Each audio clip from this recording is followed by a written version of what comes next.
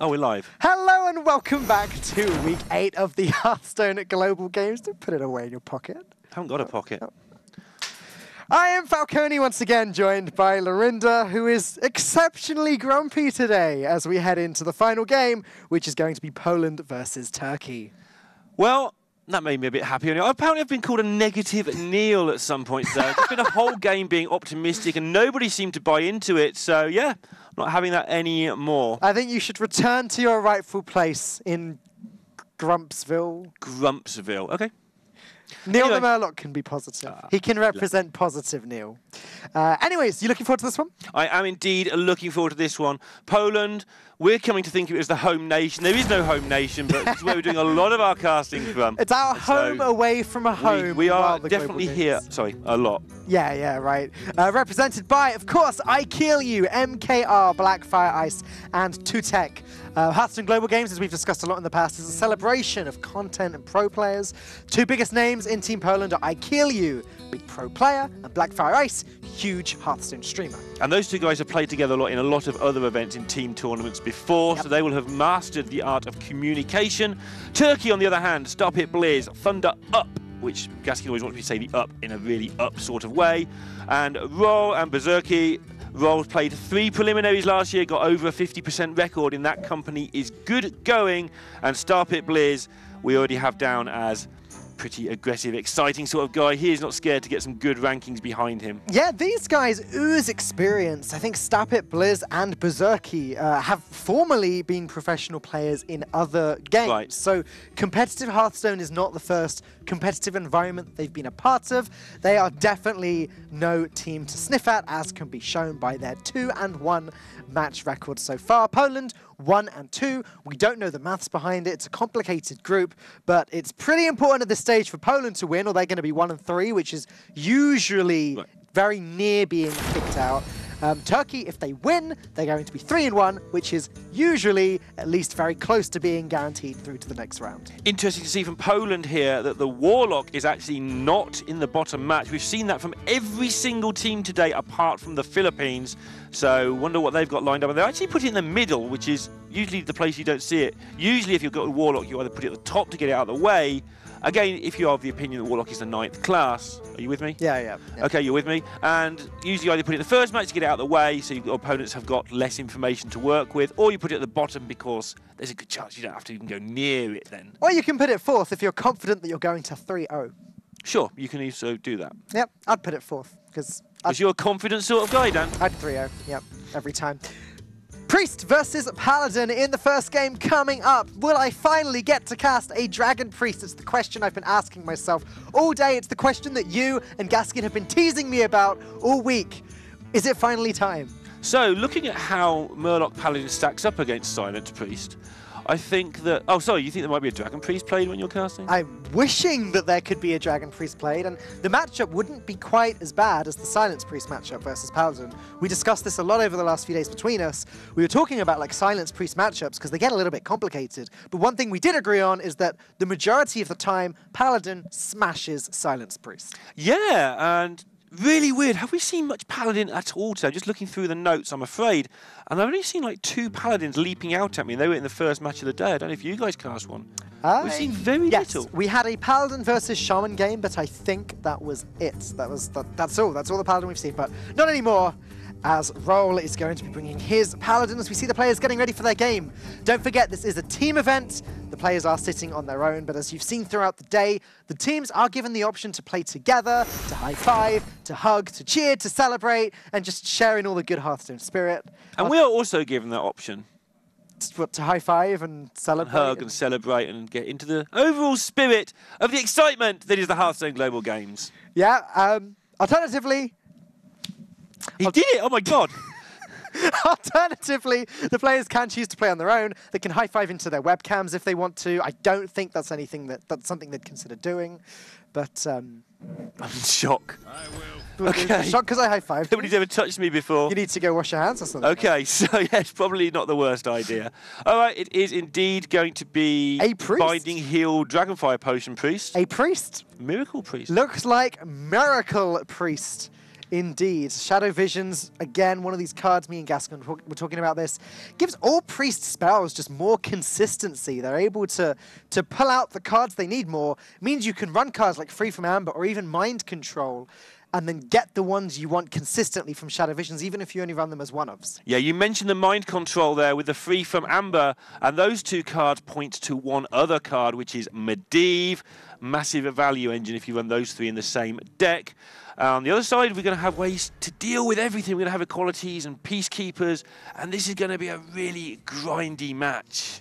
It's going to be, so it looks like it's going to be a mid-rangey Murloc Paladin from the Murlocs that we've seen so far in the Mulligan. Hydrologist going to be playable on turn 2. Potion of Madness is actually very, very strong against early Murloc cards, although Poland will need Turkey to draw another minion to trade the Hydrologist into, if that makes sense. Like for the potion to steal it and smash it back into something. Well, Pyromancer could be that card. Yeah, and this could be some time. I think we won't see this Pyromancer played for a while, especially until Poland have revealed what sort of deck they're playing, and that might take a while as well, because the differentiation between Dragon Priest and Miracle Priest might take a little while to unfold.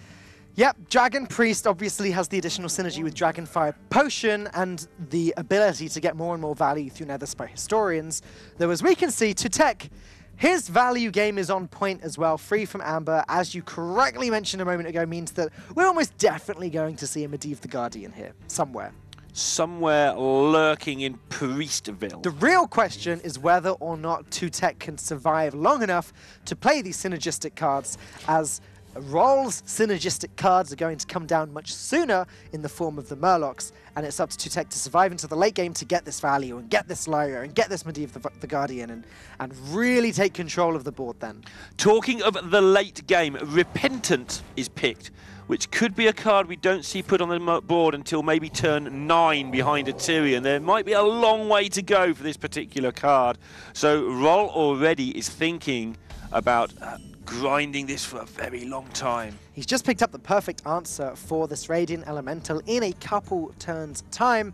I doubt that Tutek is going to play Inner Fire on this 2-5, and 2-5 is pretty good stats for Stampeding Kodo to smash into the ground. Remember, though, that we know that. We know that. But Roll does not know that. So he might not be able, he can't sit there and plan that we're going to get rid of that 2-5 Mykodo, because he's expecting to be hit in the face sometime soon with the 2020 Radiant Elemental. You're right, hadn't considered that actually. Only seen the 2 cards so far. As far as Roll's concerned, this, well, it could be any type of priest, but again, balance of probability based on recent events, you'd expect it to be the Silence Priest.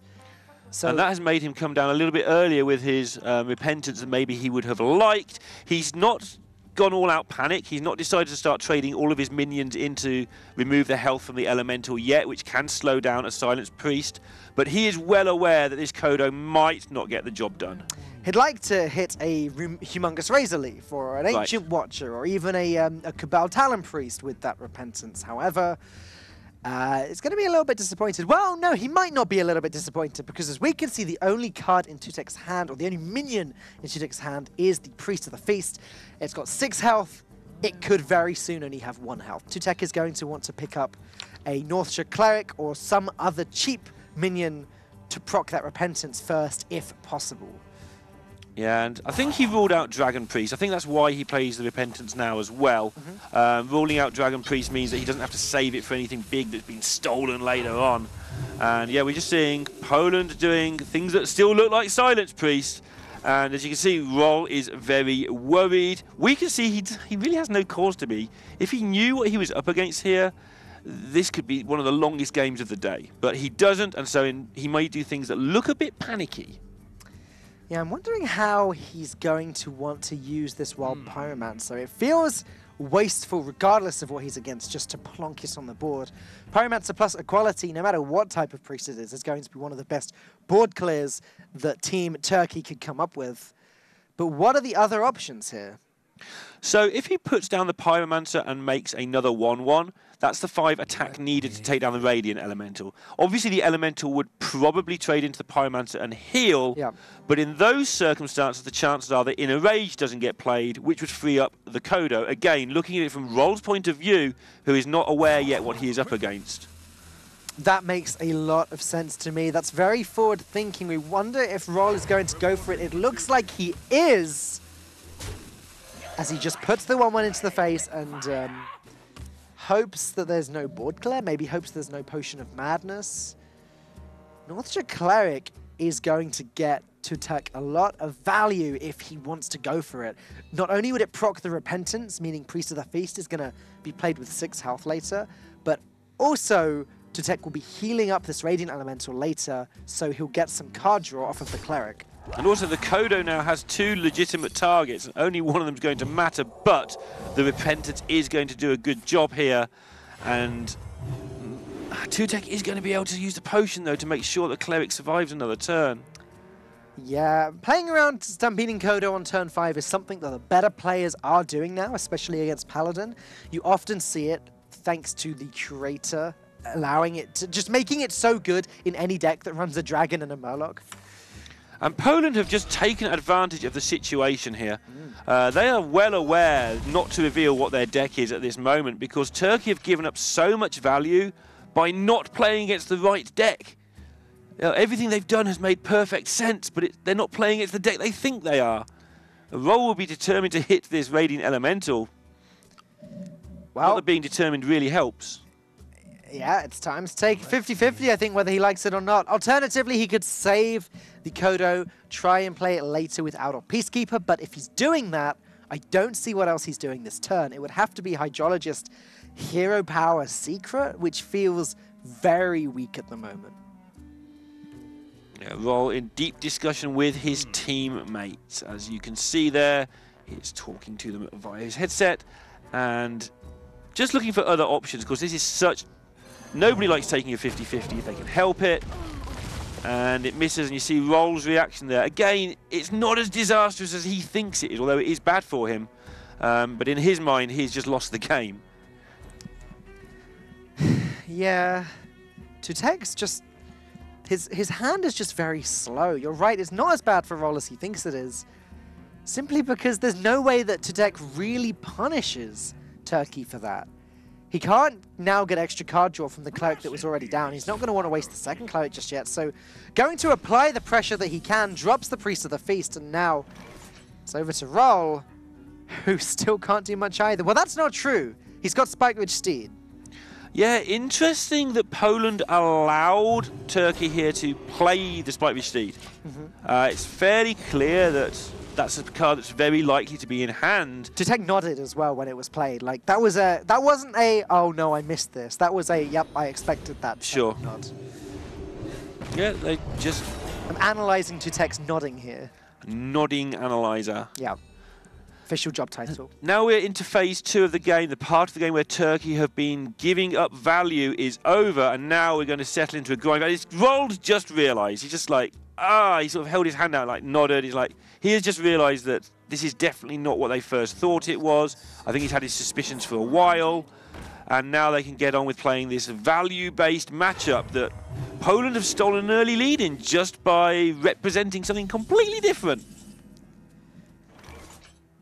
Second Spikeridge Steed, dinosaurs riding dinosaurs. It's not the first time we've seen this in the Hearthstone Global Games, but here we go. It's also a 4-9. So now that Roll is fully aware that it's just not Silence Priest. Yeah, now he can play the value-based game. And he knows that 4 attack is great. It's good stats. Oh, you're going there. I'm going there. That's exactly where I'm going. Second time today, actually. $2 in the swear jar. I'm looking forward to my $2 worth of beer tonight now. Now you get one each. Okay. Don't be so greedy. Gaskin's not even here. He's too busy crying over his fidget spinner. My earlier dollar went in his swear jar. I was casting with him. Okay. Just get back to the game. Sure. Shadow Word, Pain, though, not going to do much because it has 4 attack. Oh, my God. I hate you so much, all of you. All right, let's look at how this can proceed now. Obviously, it would be nice for Poland to pick up either Elise or a Shadow Visions and get going with stuff. On the other side, Turkey have just lost so much value, they are going to have to look for... They're going to be very careful from here on in, or they are just going to lose the value game. Poland have jumped the march, but they can't really establish anything good on the board. Yep, gonna just go ahead and play the coin into Free from Amber. The only way they can put something on the board. Right. Probably gonna hope for a charged Devil Saw just to get raw. Even that wouldn't have been strong enough to get rid of this. Do you know what? Solid 12-12.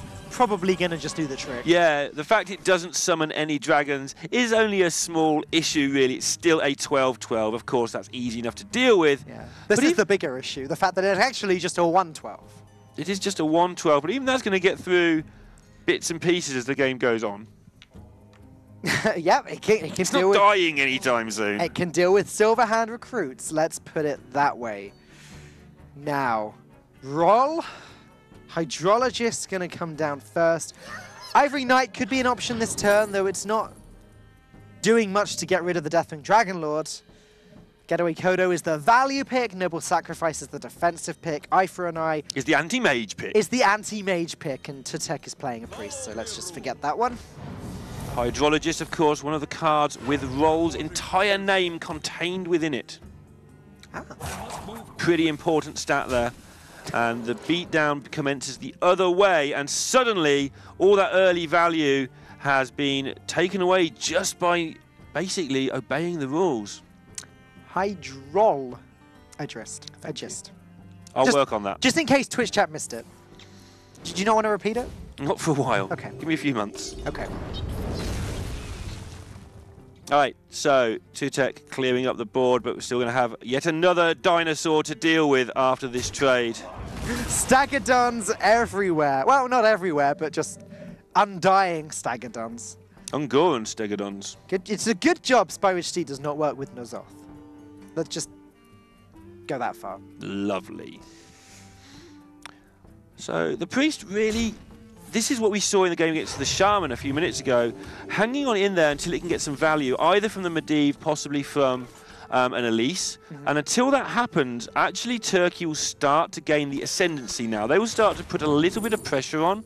As you see, a good option of that, oh my goodness, the Dynasize, and it's going to be disguised because they're on 28. It will look like all they'll know is 2-drop or more. Yeah. And so Dynasize is usually a giveaway. There aren't any 8-drops other than it. But when it's on... And Lay on Hands. And Lay on Hands, sorry, of course. But now it's completely disguised. Yep. Tutek knows it's not a secret, and that's about the extent of it. Yeah, and this is actually going to be an awkward board for the priest, other than the Ivory Knight.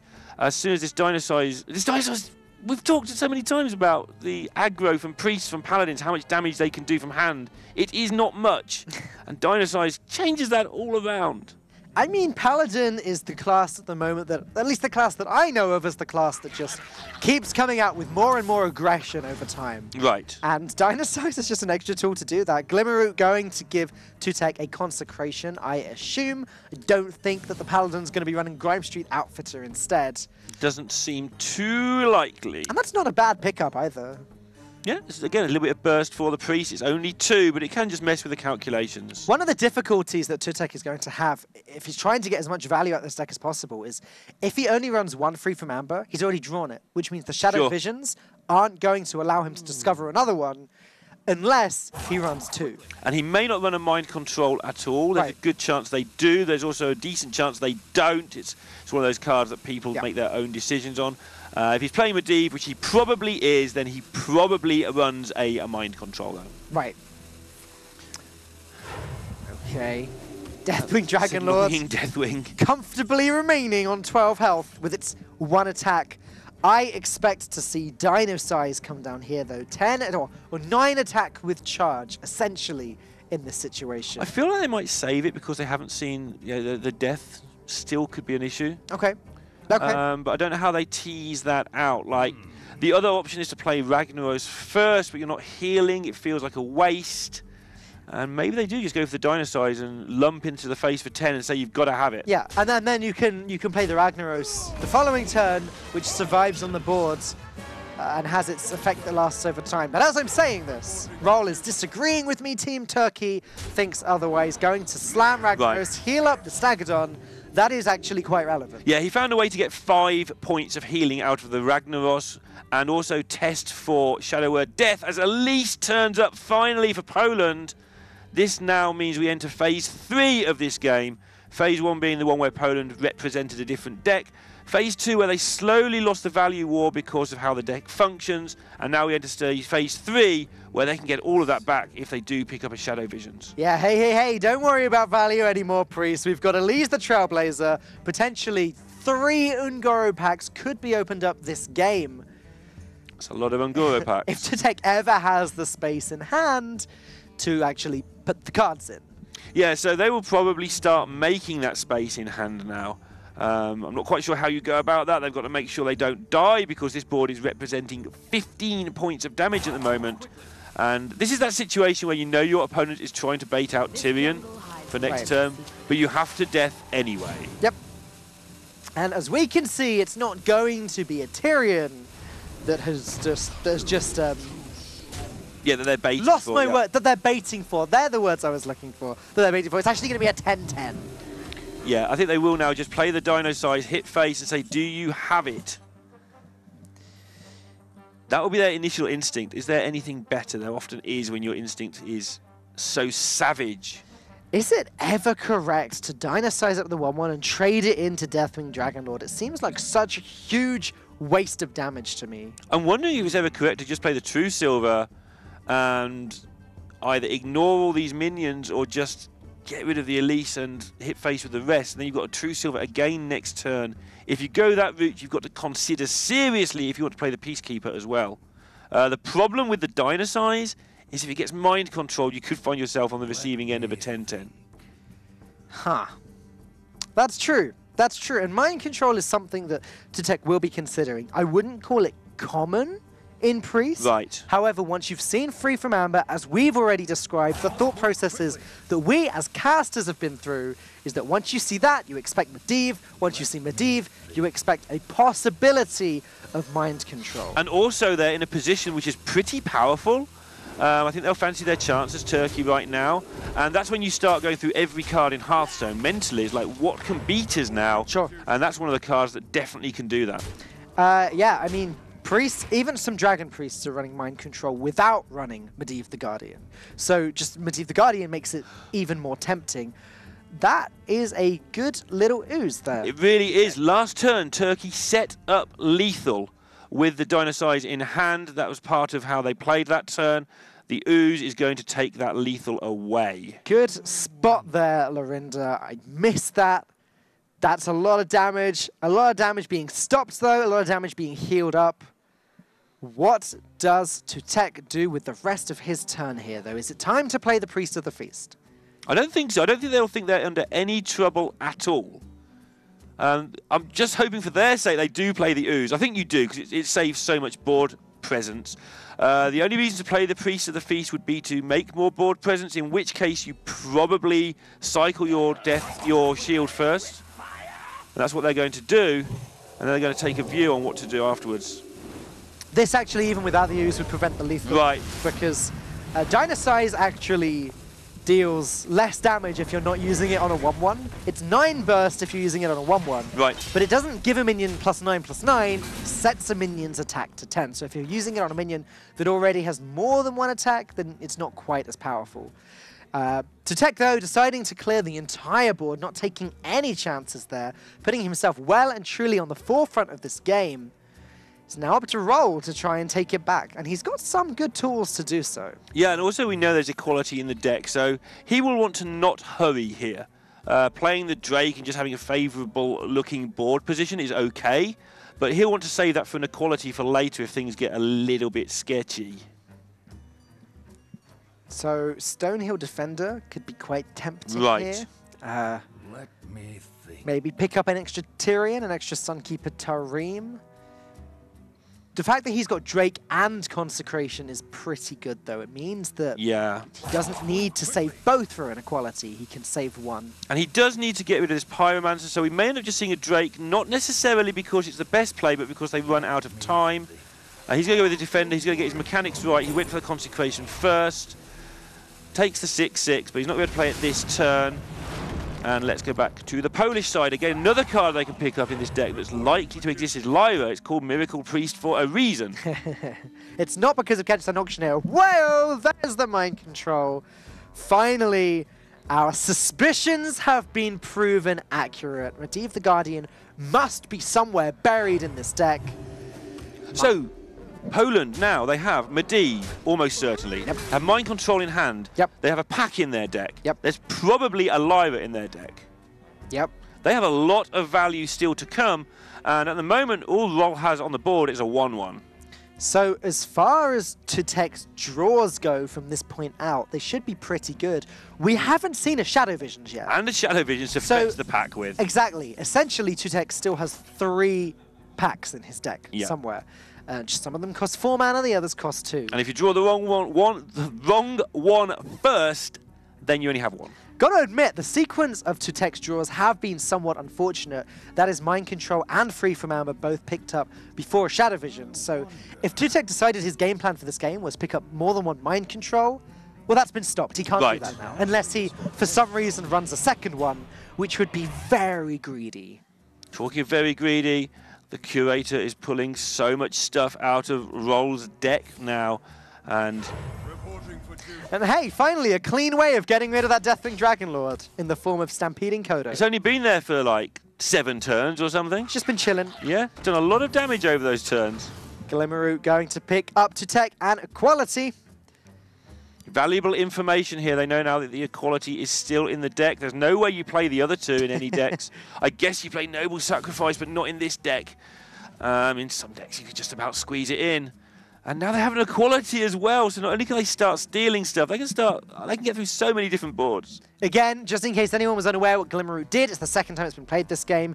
It is not discover a card from your opponent's deck. It is actually reveal 3 cards. One of them was in your opponent's deck. Which one is it? If you guess correctly, then that card gets added to your hand. So there's no choosing a card there. It's a mistake that a lot of us, I think yourself and me included, have made while playing Glimmerroot in the past. Don't know what you're talking about.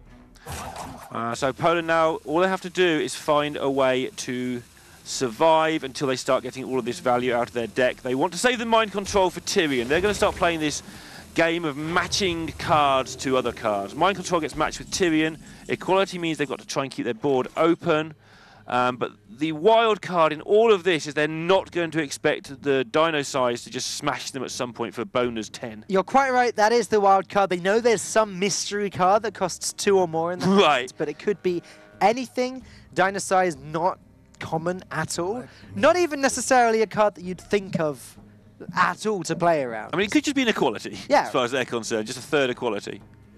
I'm thinking, does Poland have anything that synergizes with Equality in the deck? Yeah, they have 2 Dragonfire Potions. I don't believe we've seen either of them.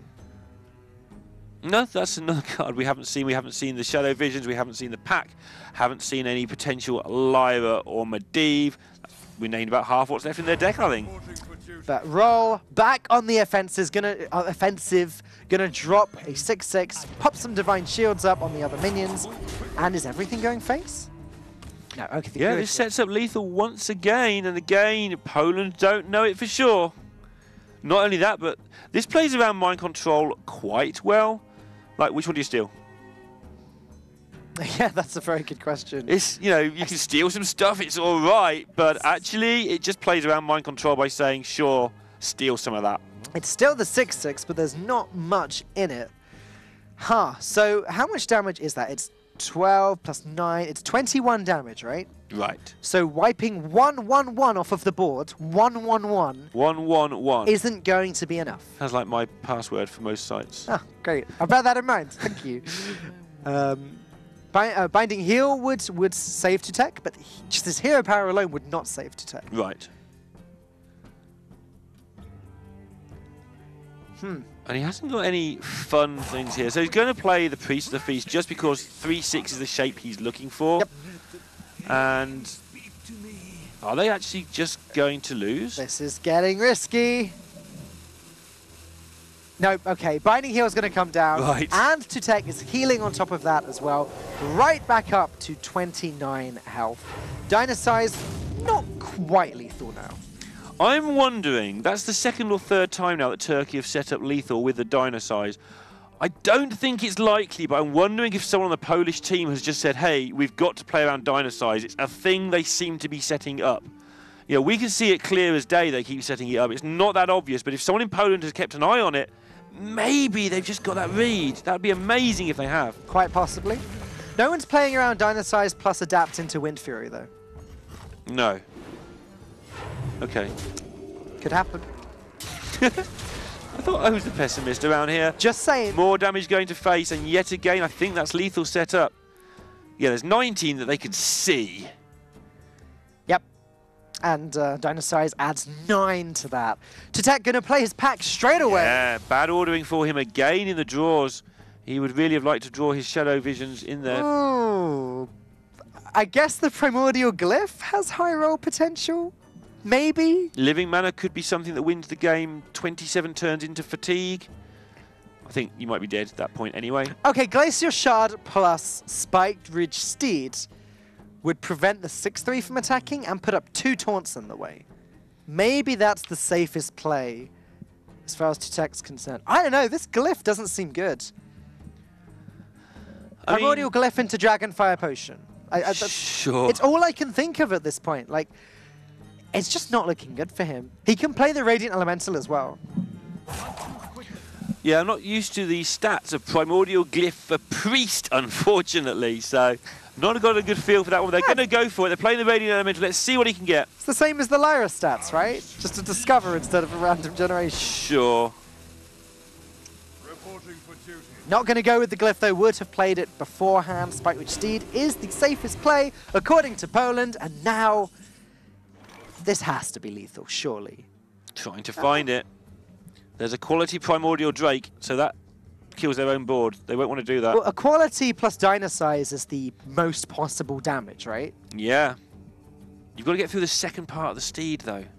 Your Yeah. 6-3 is frozen. And I'm sure, by the way, that Poland are playing around it. Yeah, you're right. This isn't lethal. It's... Huh? I think you're right, though. I think you're right. I think Tutek is playing around it. I think that Turkey would have won this game a while back if someone on Team Poland hadn't thought to themselves, wait a minute, guys. Yeah. Let's play around this, just in case. On the other side of this as well, I want to point out how well Turkey have played around this mind control the whole time.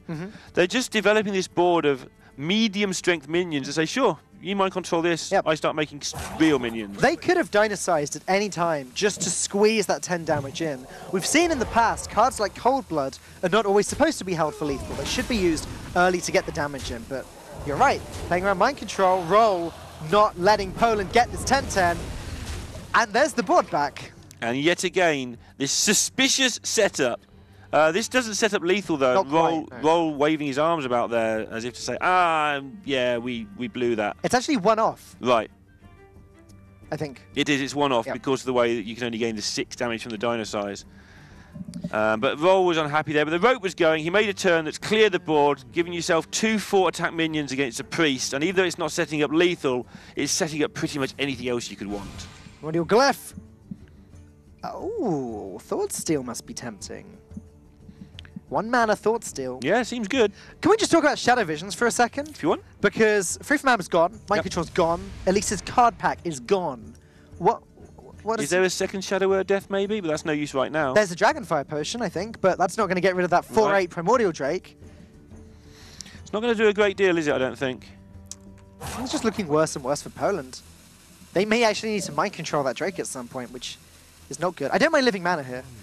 The thing is, in their mind, the second they mind control that Drake, Tyrion comes down and Yep. they lose to that anyway, even if they haven't got the read on the Dynasize, which I believe they have. I want to see Living Mana, but they might decide it's too risky. They're going to hold on to it, it looks like. Time up. Let's do this. No Leroy. There's no Leroy on the board. There's no Leroy in either player's deck. Okay, I'm sorry. Looks like this is going to hit you for 8. Hero power, just checking the Dynasize, make sure it doesn't add up. It doesn't, I'm afraid. Sorry, Roll. At least I have chicken. Wow. At least you've had pizza. It's more accurate today. Is Harrison Jones a consideration? Just to plonk something on the board and... maybe his board's fine the way it is, though. I don't think you play the Harrison just because they've opened a pack and they've still got a lot of it in their hand. Well, they've only got one Yeah. card of it, 1 card of it in their hand, maybe. So maybe you can. Yeah, but Thought Steal as well. We haven't seen Tyrion yet. That Thought Steal, as far as Roll knows, has picked up a Tyrion. Sure, yeah, I think that's good. I think you keep the Harrison. I mean, yet again, you've got lethal with this, so why bother? With Harrison, though, if you can trick them into Dragonfire potioning this turn, you can do 15 damage. So if they Dragonfire and heal face, you've got your Dino Size and your weapon. Yep. That's 14. 14 damage. That's how numbers work. It's a good test. Second binding heal. Pyromancer not looking too horrible this turn. In fact, Pyromancer plus Equality might just be the only way of getting rid of that Primordial Drake. All of these garbage cards, by the way, I'm classing Binding Heal as a garbage card. Okay. Definitely an indication that Lyra is hiding somewhere in this deck. That is still a potential to change the game around. The more I'm looking at it, the more I like just Pyromancer, Equality, Living Mana. Like, clear your board, present my own board. You have to deal with it. If you don't, you're taking a lot of damage. If you do, I get my mana back. They've seen one Consecration and one Drake, I think. It may be they have to go for that, but they know there's at least 2 more ways of dealing with stuff. Of course, there's another Shadow Visions in the deck. Yeah, let's just do that for a while. We knew about the Dragonfire Potion. We thought there could be a pain. We thought there could be a death. You're going to just clear everything up except the Drake. Okay. One off lethal again. All right, just continue to present difficult-looking boards, I think is the answer here. Yeah. Turkey not going to risk playing into mind control. Now, what's the point when you're so close? You've played around it for so long. Yep. And at some point, you will get your Tyrion as well. We've been looking at this Dino-Size the entire game, but at some point, Turkey will have their Tyrion, so you've got to make sure that mind control is taken out. And I think just making, okay, this is another Drake, this is fine. Roll just doing a fantastic job here of presenting more and more threats on the board. Stuff that Tutek just is not able to deal with without wasting his most valuable tools. Yeah, mind control that, we'll kill it. It's fine, we don't mind. And yeah, like you say, presenting these boards just to suck these cards out of Tutek. Playing this the correct way around. Equality first, then Pyromancer, then Spell. He's got plenty of options in his hand. He can Binding Heal, he can Forbidden Healing, he can Shadow Visions. I think he's going to want to heal. He hovered over the Forbidden Healing for a second there. That must be tempting. Yeah, it's another 12 health you gain. The only reason not to do it is because if you wait one more turn, it's 20 health, which is 8 more than 12. It is. Cool. That is also how much. I got that right. But he's going for the full amount now. And clearing up yet another board. I don't know how many times I've said this game is cleared up the board, but it's more than a couple. Stone Defender, gonna show us some taunts. None of those look particularly appealing. Once again, no Tyrion. Roll was starting to wonder if he's even remembered to put Tyrion in his deck, I'm sure. I mean, you were looking for the legendaries there, but Sunwalker's really good against Priest. Yeah, that's It's actually really terrifying against Priest. It's like a mini Tyrion. It's got all the swear box statistics that you could require and may actually force this mind control. It won't because it's not presenting enough damage, I guess. And again, the Stonehill will get the full benefit from the Dino-Size if required. Getaway Kodo played now. Really good choice. Both of these are minions you want to put back down later on. Hello, Lyra. Time to go. Let's begin. Shadow Vision looked like it was going to come out straight away there. Tutek may decide to play Binding Heal instead just because it's cheaper. It's a shame that he doesn't have a Radiant Elemental. I was going to say, yeah, the Radiant Elemental, so important on these miracle turns, has both gone, I believe. And so this is going to be a bit of a Hail Mary here. Not many cards going to come out at all from this Lyra. Free from Amber is great, it's value, it's what he needs, but it's not going to work with the Lyra. I guess Pain.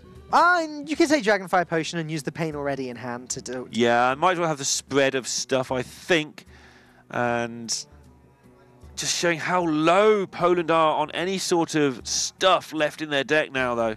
Slight problem. That's a Getaway Kodo on the board, and Tutek is fully aware of that, I'm sure, or at least suspects as much. So if he does Pain this, he's just giving Roll another opportunity to get Tyrion. But the way these are statted, next turn he both just bump into Lyra anyway, and it's just the same situation, so you might as well get it over with. No choice here, Mind Vision. Now, we've seen Mind Vision do some insane things today. Earlier on, Mind Vision picked up Sulfuras. Yeah, that's kind of ridiculous. How on earth did that happen? I just don't even know what's going on in my world anymore when priests are shooting people with rag shots. It's not going to happen this game. but it could finally pick up a Tyrion if a Tyrion ever shows its face. There's something deeply disturbing about priests running around shouting "Die insect." Yeah. Doesn't seem like a priestly thing to do at all to me. No, even shouting heal insect seems wrong for priests. That's healing insects. I think that's okay. Sure. Hey, there we go. Finally, better late than never. Tyrion shows up to the party just in time for Mind Visions to do its thing. Oh my goodness. Gonna have a Tyrion on the side of priest. I'm not sure I can handle all this excitement. Wicked Flame rolls onto the board. Rolls on. Very nice. Thank you. Mind Vision doesn't steal Tyrion. I thought, of course it does, was coming there. I thought it was almost guaranteed. Tyrion or Dynasize. Picking up Dynasize with that would have been hilarious. Yeah, it would have been kind of entertaining. Of course, Turkey now have to worry about that as well. That would have been the oh snap moment. Dynasize on Wicked Flame Burnbus was pretty good, actually. All right, so how did Poland win this game? How did Turkey win this game? Poland do still have a little bit of value from that free from Amber they picked up a moment ago. That's about all they have left. The pack has gone. They might be able to get some value from Medivh if they hold on like forever. We've seen there are no Shadow Word Deaths in the deck left, because we've seen that from the Shadow Visions. I believe it's just Dragonfire Potion and Pain. I like the Living Mana here. Got to get that down sometime. And Drake's gone, Consecration's gone. Chances of these getting cleared are really slim. And Turkey, because they have the Equality Pyro in hand now, seriously considering just Dynasizing and trying to force... Yeah, they can't be a Mind Control, so the Dynasize will clear off all these 2/2s. But then they've got to find a way of getting the Mind Control out of their hand. Yep. But once the Mind Control's gone, the point I was heading towards is that there's then no way for Tutek to deal with anything. Right. Like, Holy Fire plus some other stuff will get rid of Tyrion.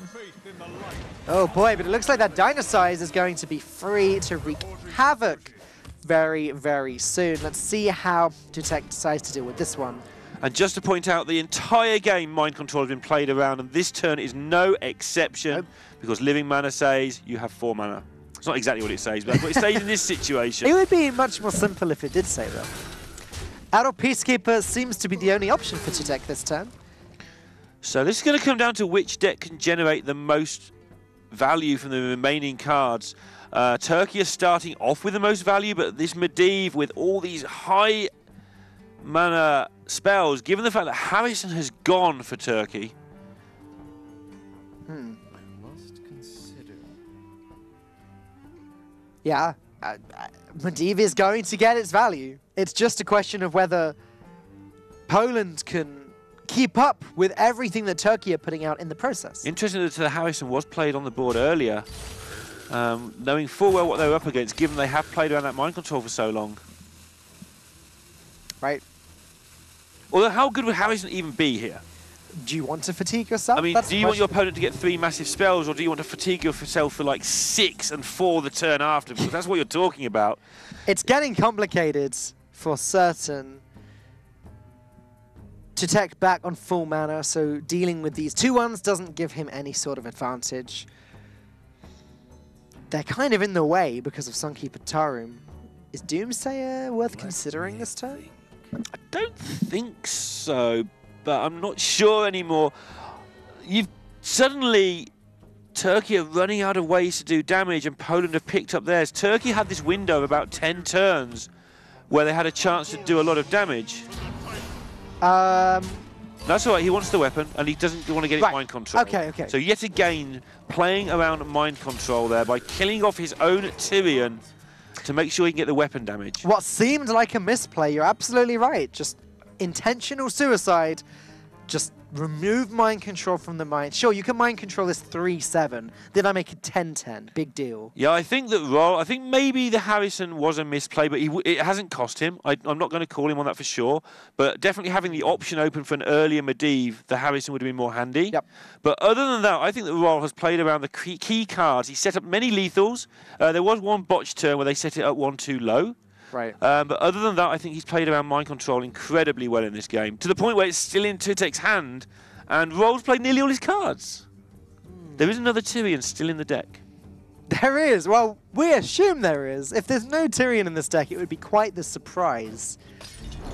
But yes, you're right. The one that we've seen came from a Stonehill defender. Again, this is the question I have to keep asking, is 2Tech going to be able to keep dealing with these minions? Yeah, he's got his own value, but if he doesn't start getting the big stuff down soon, he's going to struggle. He's going to need a huge swing turn after Medivh, including the mind control. Here we go. The fatigue is happening. The players are showing it, the casters are showing it, and now the heroes on the board are showing it. I forget how fatigue works. It's been such a long time since we've seen fatigue in competitive Hearthstone. Yeah, for all the control mirrors we have seen over the last few weeks in particular, there haven't been that many games where you get beyond 1 or 2 points of fatigue. For those who don't know, Dan, I'll let you do the honours. For those that don't know, every turn from now on that 2Tech draws a card, he's going to take 1 extra damage. So his next draw, instead of getting a card, his hero will take 1 damage. The following turn, 2, then 3, then 4. So drawing more cards when you've got no cards left in your deck is a bad thing. It is indeed a bad thing. And it looks to me like Roll is going to try and take advantage of that. He's going to go Doomsayer into probably Doomsayer again. Medivh is actually going to put paid to that. Look at that! Medivh into the Doomsayer already on the board because 2Tech doesn't have a choice here. He has to get this value soon. Free from Amber will create a big board from him. Mind Control, if it hits a Tyrion, will also create a big board from him. And how huge is this Forbidden Healing, the last card of Turkey's deck? That means at some point in the future, they're going to be able to heal for 20 in a turn. Yeah. That's going to be very valuable later on. It's funny because that can get to the point where it only buys you 1 or 2 extra turns. This is where they need somebody who have been counting for them. Is there a Shadow of Pain left in my opponent's deck? If not, they can just whip out the Doomsayer, buy yet another turn of fatigue damage, and then they're not even going to bother. They're going to wait, and then they can kill it. Anything that is played with Pyromancer Equality, and then put a Doomsayer behind that. And they know that as long as 1 minion sticks, the Dynasize is going to happen. Nosdormu could bring this game to a very dramatic, very fast conclusion. It's happening! Way to pile the pressure on Turkey, summoning the Primordial Drake as well. This is going to get out of control, Neil. Right, the Turkish players need to shut up and let Roll do his thing now. Loads of people shouting at you with 15 seconds to make your turn. So you want to Pyromancer Equality here and then drop a Doomsayer behind them. I think that's the instinctive play. It's fine. Once the Equality's gone down, the rope will disappear anyway. So, yep, okay. Time returns to the game of Hearthstone. Just for a second, I was like starting to have a heart attack now. I don't know how you must have been feeling. I always feel like that. Right. So Forbidden Healing plus the inevitability of the dudes, the dude army, is going to be a problem. Poland need to decide what they're going to do. They've got a Dragonfire to make a minion. It's the only out they have. What they're going to get? Okay, Boulder Fist Ogre, about as average as it gets, but actually, stat-wise, this is significantly above average for a 6-drop. It is, but it's going to get Peacekeepered, and the only question really for Turkey now is how do we make sure we don't mess this up?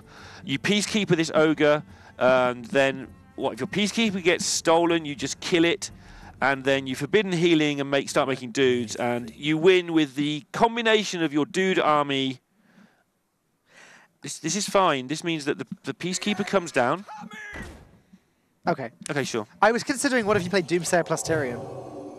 Because then Mind Control would have meant that the Doomsayer doesn't die. It would have just given Poland an Ashbringer, which he'd like to avoid if it's all possible. They've played this game, as far as I can see, they've tiptoed around all the pitfalls really well.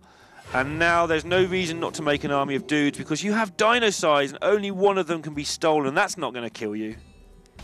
Yep, I have to say, as long as Fatigue isn't doing anything weird, and I believe that Poland are deeper into Fatigue than Turkey is, as long as Fatigue doesn't do anything weird, this game should just go to Roll. He has the threats to win this one.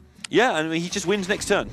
If this isn't Mind Control, next turn Dynasize takes this down, and Poland, I'm pretty sure, looking at the face there, know that their fate is going to be a gigantic 10-10 dude hitting you in the face. See the reaction. I want to see if he nods or not when this comes down. No reaction whatsoever? Okay, he obviously knew. You know, I would have loved to see the 1-1 get mind controlled there. just because it would be a unique experience. That would be the real nod, like, yeah, we know you've got a Dynasize, let's just take control of the 1-1. It would have been foolish because they also know there's a Tyrion. You can't beat Dynasize and Tyrion. So. Roll looking rightfully smug with himself there. He has played a game of Hearthstone, tiptoeing around the minefield and got through it, or the minefield, whichever way you want to go with that, and got to a 1-0 lead, showing off why he is so good and why he is so often represented in the HCT. That was quite the game of Hearthstone. And as you say, I believe he competed in 2016 winter and summer. And spring. And spring. All three. With a grand total of 7 wins and 6 losses, which actually, remembering you're in the top 128 in your region, is actually really good going. Yeah, nothing to sniff at all. Just casually going 50-50, just a bit better than 50-50 against the best players in the world. But moving on to the next game, it's going to be I Kill You, the player that we described as the pro player of Team Poland versus Berserski. Now, I Kill You has participated in a lot of different tournaments. Right. He's done King Grin for charity. He's done. I had the opportunity to meet him in real life last year when he did Esports Superstars. And you're still here. He didn't kill you. He did not kill me, or kill me. He didn't kill. How do you kill someone? What does that even mean? I don't know. But what was it like when you met him? It's very nice. Very nice. Okay, cool. Charming. He was one of the players with the most wins in HCT events, I believe. I don't have the exact stats with me now. For that, I apologise. But he is somebody that has represented over and over again in the Hearthstone Championship Tour and is definitely the pride of Poland. On the other side of things, Berserski, he is a streamer. I believe he streams quite regularly. He's got all sorts of accolades and achievements from other games listed on his Twitch channel. As I mentioned previously, he has played other games professionally as well as Hearthstone. He got into Hearthstone in the 2013 beta, and he just wants the opportunity for Turkey to prove themselves. A lot of players said that, but this is one of the teams that the more we've seen, I think the more they're saying, hey, guys who talk about Hearthstone, talk about Turkey a bit more, because actually you've overlooked us. Avid gamers all around, as are we, as are you watching back home, I'm sure. Twitch chat, spam Kappas if you're not. Okay. But yeah, it's going to be Mage versus Warrior. You can stop now. They won't stop. No, they won't stop. They'll never stop. It's actually going to be Squids, I think, today. It's been Squids for the last few weeks. Twitch chat spam. Squids in. It's the new emote. It's the new thing. It's the new thing. Don't make me learn. I'm down with the kids. Are you? No. Nah, me neither. I'm going to get myself a fidget spinner, though. Can I have Gaskin's back? Oh, you threw it over there. Never mind. I thought you pocketed it. I didn't have a pocket handy, so... Right. Anyway, we are going to get into Game 2 of this best of 5. It's only Game 2? It is only Game 2. A reminder that Turkey are 2-1 in this league. Poland are 1-2. If Turkey win, they're in a very strong position indeed. If Poland win, they're in a pretty good spot. Yeah, if Poland win, it's going to be 2-2 for both teams. Yep. Which is fine. It's about the middle. It's about as middle as you can get in the Hearthstone Global Games. 2 wins, 2 losses. Obviously, Turkey winning shifts things in the group dramatically, pushes them up to 3-1, pushes Poland down to 1-3. We have a vested interest in seeing Poland doing very, very well, because if not, bad things might happen to us in our sleep. And I would not want bad things to happen to you in your sleep. Out of these 2 classes, Mage and Warrior, which one do you think is more likely to change in the next coming weeks? Which is more likely to change? Yeah. So Warriors had a big upswing in the Quest Rogue department. In the Quest Warrior department recently. Taunt Warrior department. Oh, I get my quests all mixed up. Obviously, last weekend was the big control-heavy HCT event. Right. And loads and loads of Quest Warriors. I expect that to stick for the time being. Mage? I don't know. It's changing dramatically and violently. It has been this whole expansion. Why? Is there one you're specifically looking at? I didn't think either would change massively. I just thought it'd be an interesting question to talk Stone a minute while we waited for the actual Hearthstone, which is now here. And we have got what is certainly a secret mage taking on what is certainly a Quest Warrior. Yeah. Definitely looks like a secret mage, definitely looks like a quest warrior there. There's a quest and there's some cards that have the word secret in their text on the other side. That's how I went about it. All being mulliganed away though, Medivh the Guardian. Okay, alright. So this is more like Omega Zero's version of the secret mage, which basically took the bits that weren't rubbish out of Discover Mage and put them into a good deck. The bits that weren't rubbish. Very optimistically described by you there, Neil. Trying to add some consistency basically to the secret mage, which has a tendency to run out of cards. It's why you see Faceless Summer, it's why you see Yogg, it's why you sometimes, I haven't seen it for a while, but sometimes you might even see a Cabalist Tome floating around.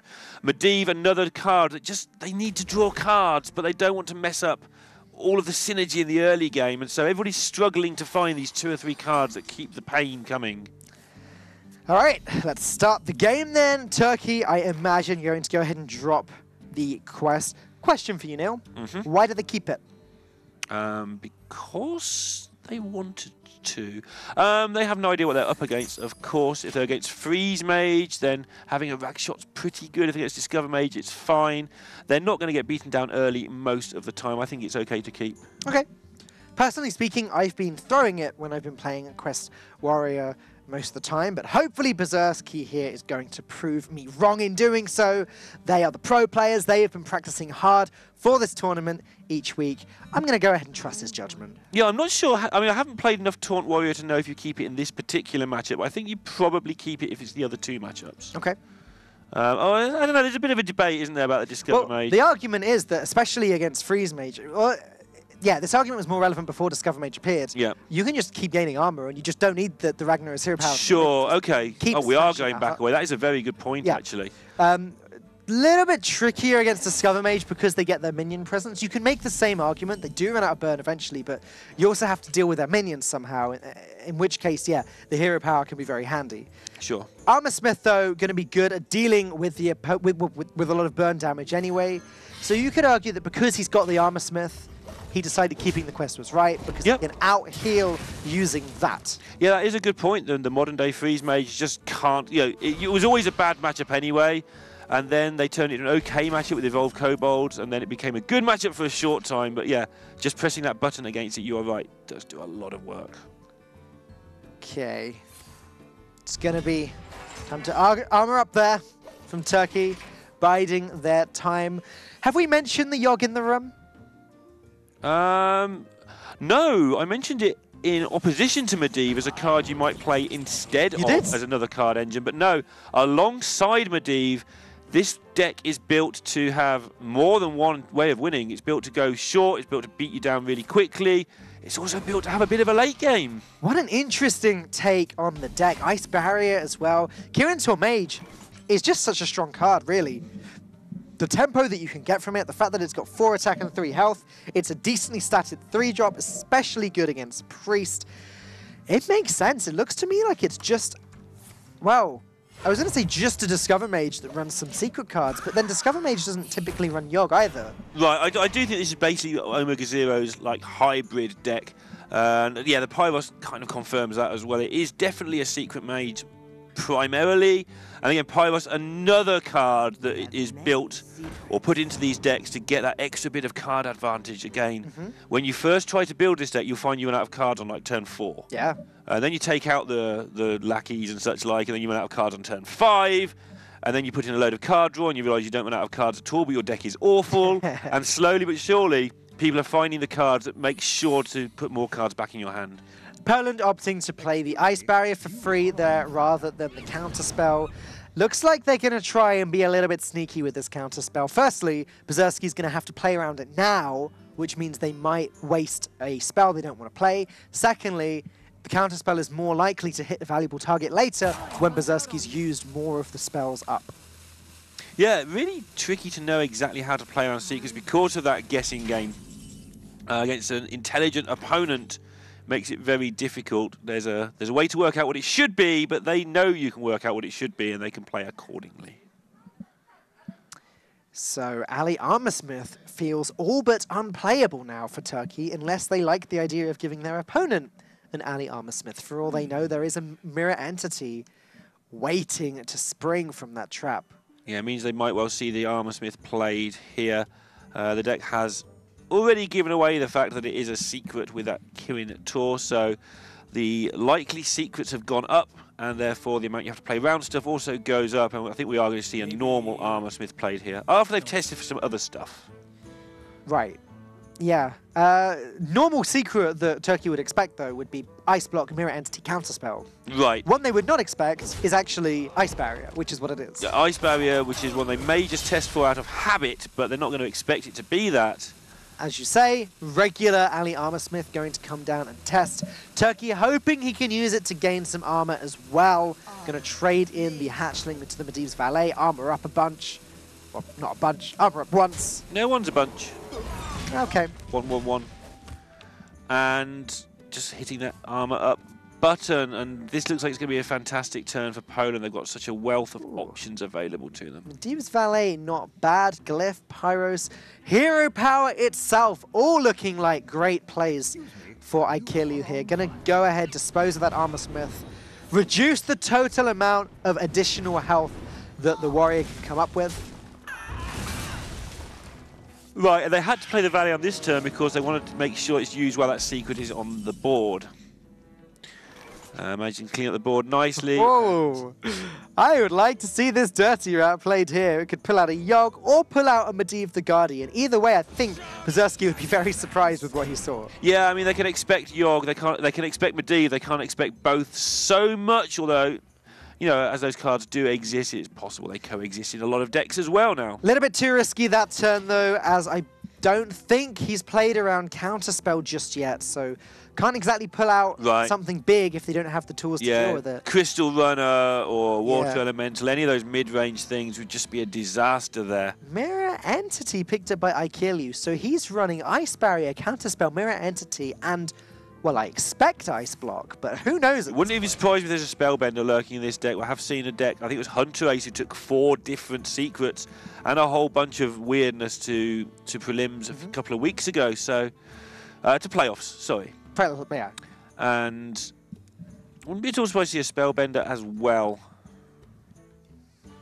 Things could get incredibly confusing for Turkey if Mirror Entity's picked up here, as Aikiliu will just keep putting down secrets and keep playing with Turkey's mind. The interesting thing is, the more secrets you have down, the easier it is to predict what they are. Of course, but if they're all played one at a time, just one secret after one secret after one secret, then you have to play around all of them every single turn. Yeah, I mean, eventually you just have to, you know, say, I'm going to proc that particular secret. But for now, like you say, you have to play around them for a little while as Pyros becomes a 6/6. I have to admit, Lorinda, I am loving this deck from Aikiliu here. Just look at the value in his hand. He can drop Pyros again soon. He can drop Medivh the Guardian next turn. Not Medivh the Valet. That's Medivh the Valet. Getting a little bit mixed up there between a card on the board and a card. Excuse me, it appears that you're really on fire. Curator. Okay. Where are we on quest completion? 3 out of 7. Direhorn Matriarch, the 5-mana 6/9. Very well statted. Mirror Entity going to go off, but it's not the end of the world for Berserski. It's only a 4/6. Well, I say only. 4/6 is actually pretty good stats. Yeah, it may be the beginning of the end for now, with the quest being so far behind and all of this starting to come together for Poland, but we've said it many times. Oh, Harrison Jones going to flip this game entirely on its head. Just checking how many cards he has in his hand. He does have 8 cards, so he can play the Harrison. That's fine. But he'll have to play something else this turn as well. Yeah, and it's not clear how to do that. He has to do it, right? You can't let them have the value from this Atiesh. Time to test for the Counterspell. It's not Counterspell. The look of concern. I mean, you've got to do it. And now you can execute as well. Yeah, Harrison plus Execute does seem strong. It gets rid of all of the Medivh value that Aikiliu could possibly come up with. He knows there's still a 6-mana 6/6 Pyros in the hand, which will later become a 10/10. What he doesn't know is that there's also the end of hope. The end of all hope. Loads of cards. Also known as Yogg-Saron. In case nobody got my role playing. I get it. I get the role playing. I just don't do it.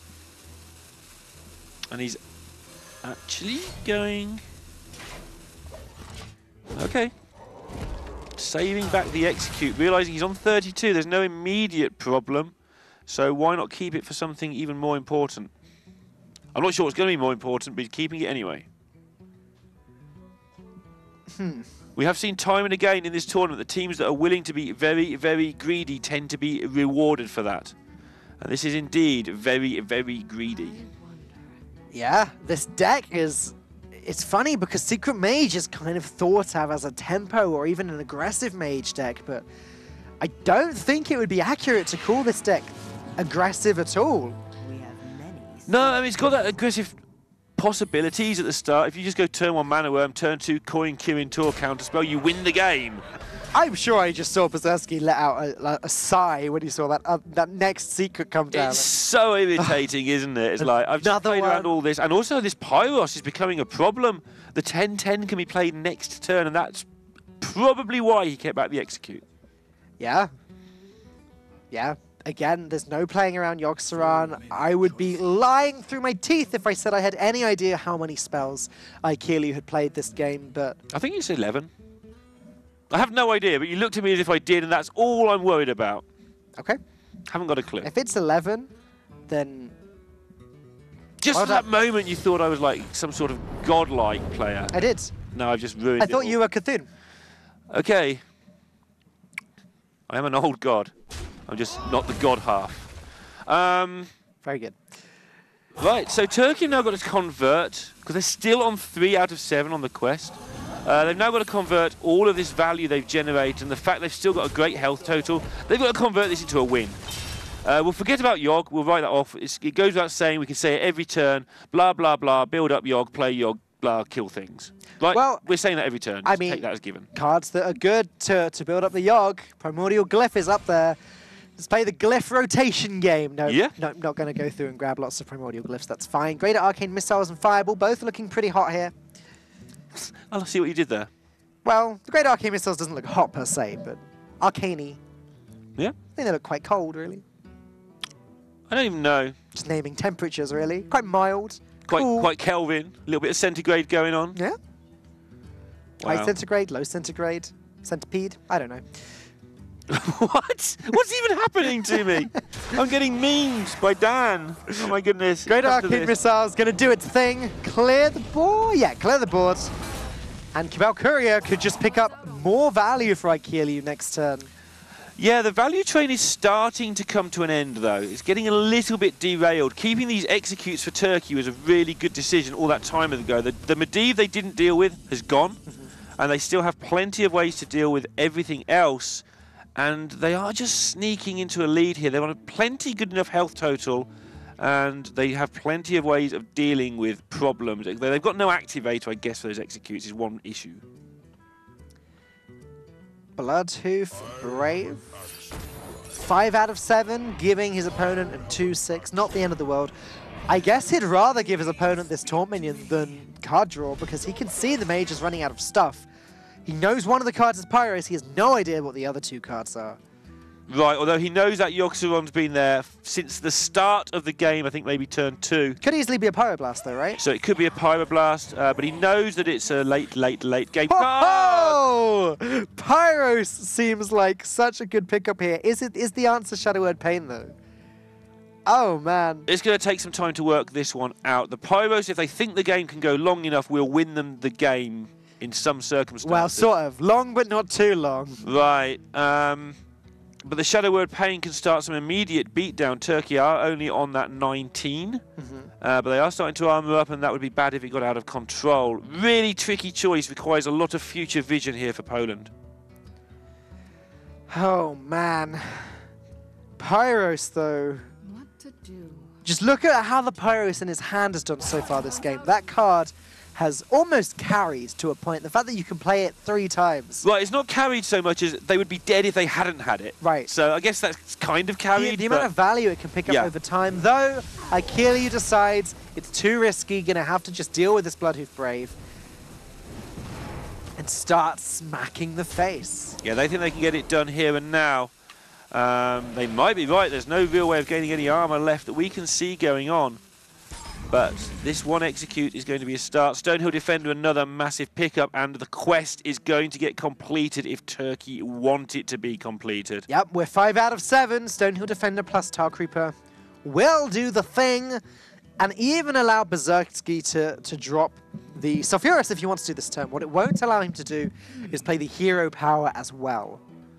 See what he chooses to do. This is a very, very important decision right now for Berserky. I stand corrected. If Dirty Rat were to come down, then Dirty Rat plus Tar Creeper, for example, then Sulfuras plus the hero power could be played. However, Turkey know that there's a 10-mana 10-10 in Poland's hand. And so that might be a reason to play, but they've got no activator. If only they had an activator. I mean, they want to execute. They want to Primordial Drake execute, but they cannot because the 10-10's in hand. There's a counterspell. That sound effect is so demoralising. It is. It's very, yeah. Computer says no. Wow, wow, wow, wow. It's not quite that demoralising, but okay. No. 6 out of 7 ain't bad. So, when is it Yogg Saron time? Because ideally, you don't want to play it until your opponent has a large, wide board, so that it's got less chance of killing itself, more chance of killing other minions, while developing you some secrets, animal companions, etc., what have you. I feel that this Yogg may be a Yogg that its job is to find some face damage, which is really rare because it could just kill itself just as easily as it can kill the opponent.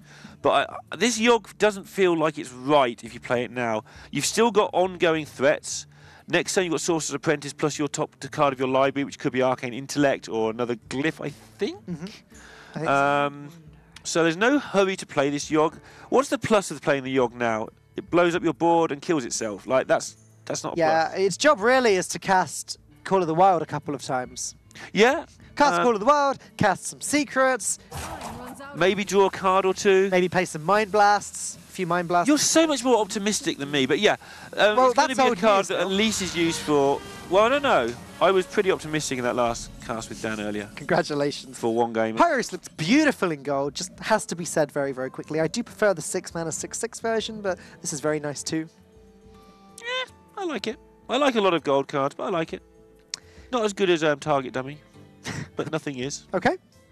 Really? Is that your favourite? Target Dummy is the best gold card, yeah. It's hilarious. It puts a smile even on my wow. old face. That is impressive. Yeah, it does. I need to go craft that. Stonehill Defenders, both of them coming down here. It's kind of awkward. Like, Stonehill Defender on turn 3 would have been fantastic and accelerated the speed in which the quest is completed. Ali Armorsmith looks like a fantastic choice here, though. Turkey's main concern is stabilisation. We might not see the Sulfuras played for a few turns where they maybe sneakily armour up when they clear up. Right. But sort of going back to what you said, except a very small version of it. They're going to get a little bit of armour before starting to win the game. But this Ali Armorsmith should expedite the process. Well, not much time left for Turkey to decide how they're going to play this turn, as discussion is going to come to a halt. Sleep with the Fishes is going to deal with the 5/3 Tar Creeper, representing the next taunt on the board. And then just going to smack the armor up button. And this might be Yogg time. Let's see what's picked up first, but this could be... Oh. Like, this could be played after Yogg. Yeah. All right, everybody, hold tight. Oh. Here comes Yogg Saron. Berserksky really does not look like he's having a good time. He gave a little smile there. Okay, it's fine. Okay. Well, that's not bad. The heals are kind of irrelevant. Unless they heal the opponent. Yeah, that would be. All you can do is sit and wait and watch. Mimic Pod is not bad, depending on what gets picked up. Double Fireball from the Mimic Pod. Oh my goodness. Spike Ridge Steed?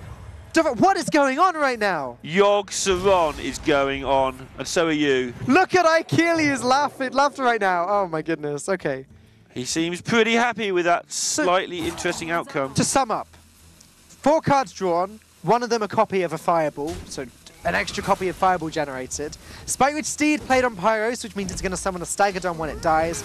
Blessing of Wisdom casted on the opponent's Primordial Drake, which means if that lived and attacked, then Ikelia would have continued to draw more cards. That was a good Yogg. Yeah, I think Turkey were wishing they'd let sleeping Yoggs lie. And they're just going to go down 2-1 here. I can't see any way out of this for them, given the hand we can see. Well, Brawl isn't bad. I mean, Fireball Ping, I guess, doesn't quite win the game. Sorcerer's Apprentice, Fireball doesn't work. Okay. There's so much stuff. Okay, this game's over. I said Brawl wasn't bad. That was sort of with the assumption that Dirty Rat won. Well, it looked like the old gods of RNG were certainly on Poland's side this game. One game all. They're going to tie up the it should be one game all, yeah. I don't see how that could possibly change. There's a Yogg Saran on the board. And a Sorcerer's Apprentice, right? I mean, it's over. Turkey's still playing as if it's not over, just in case Yogg didn't mimic pod 2 fireballs. But we know the difference in the reality and what actually they're thinking. We know what Yogg's capable of. We just witnessed it firsthand, and oh my goodness, it was glorious and disgusting all at the same time. And Berserker, yeah, he knew that was probably the end, and he was right. One game all in this marathon final match of the day. Pazerski not looking too happy there, but it's Aikiliu who's going to be stealing the spotlight here as he shows that secret value control, discover, burn, Yogg, Medivh Mage has what it takes to win. Is that an accurate name of the archetype? It's fine by me. Pretty good depiction of what we saw, I think. I think we just saw Yogg. Yeah, we did see Yogg. Yeah, I think people may have underestimated how good this card still is. It's back, boys. It's absolutely back. Last weekend, there was a modest representation, and today, I feel like you and Gaskin casted a game earlier with a Yogg as well, or am I imagining that one? I thought it was you and Gaskin. Oh, There was definitely a Yogg happening. No, we did too. I thought you did as well. I must be imagining that one. No, I don't think you're imagining it. I just can't remember anymore. Okay. I'm old and sometimes I forget things. Well, it happens. But next up, it's going to be Mage on the other side, Thunder Up.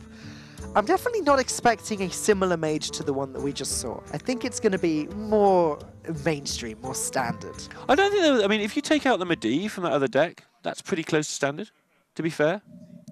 Yeah, it had Cabal Courier as well, which is also... Yeah, it's like the Omega Zero deck, I think. Okay. Which is remarkably inconsistent, and I think the jury's out on whether it's actually good or not, but I think having seen it there, it looks fine. I think Aikiliu's decided it's pretty good. He decided to bring it here today, and it's done some wonders. But next up, from Poland, it's going to be Blackfire Ice.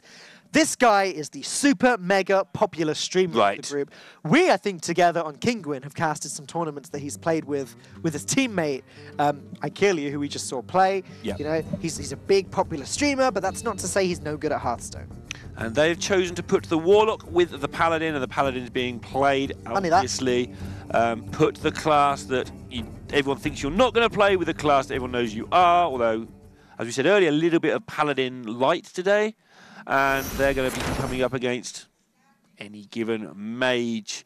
And I was asking you before that previous game, and I swear I didn't know how far Mage has got to go. There's still got plenty of things that can happen. You asked me which deck was going to see the most changes, or which is going to... Yeah, and I didn't know you were asking specifically about the next game. No, I meant like in the next 3 or 4 weeks, if I'm perfectly honest. Either way, though, we're going to be somewhere on the Paladin spectrum versus somewhere on the Mage spectrum. Can we just stop referring to archetypes as decks and just start calling them spectrums, please? If you want. Seems to suit the meta more now than ever before. Oh, man. Ungoro still full of mysteries. You enjoyed that game, didn't you? I really have enjoyed this series so far. Can you tell? I can. Can you tell? Yeah. Okay, so it's Secret Mage versus Control Paladin. Secret Mage, huh? Could be here for a while again. notes. Let's see what card drawing engines they've got in this particular version of Secret Mage. Automatically, we see Babbling Book. The reason that is included is to get more cards. Yeah. Thinking back, I doubt Babbling Book would fit into Aikiliu's deck. Don't know if there's enough space to squeeze it in, and I can't remember if I'm honest. Exactly. Like, I'm guessing Mana Worm is probably the only one drop because they had to fit all of these heavier cards in.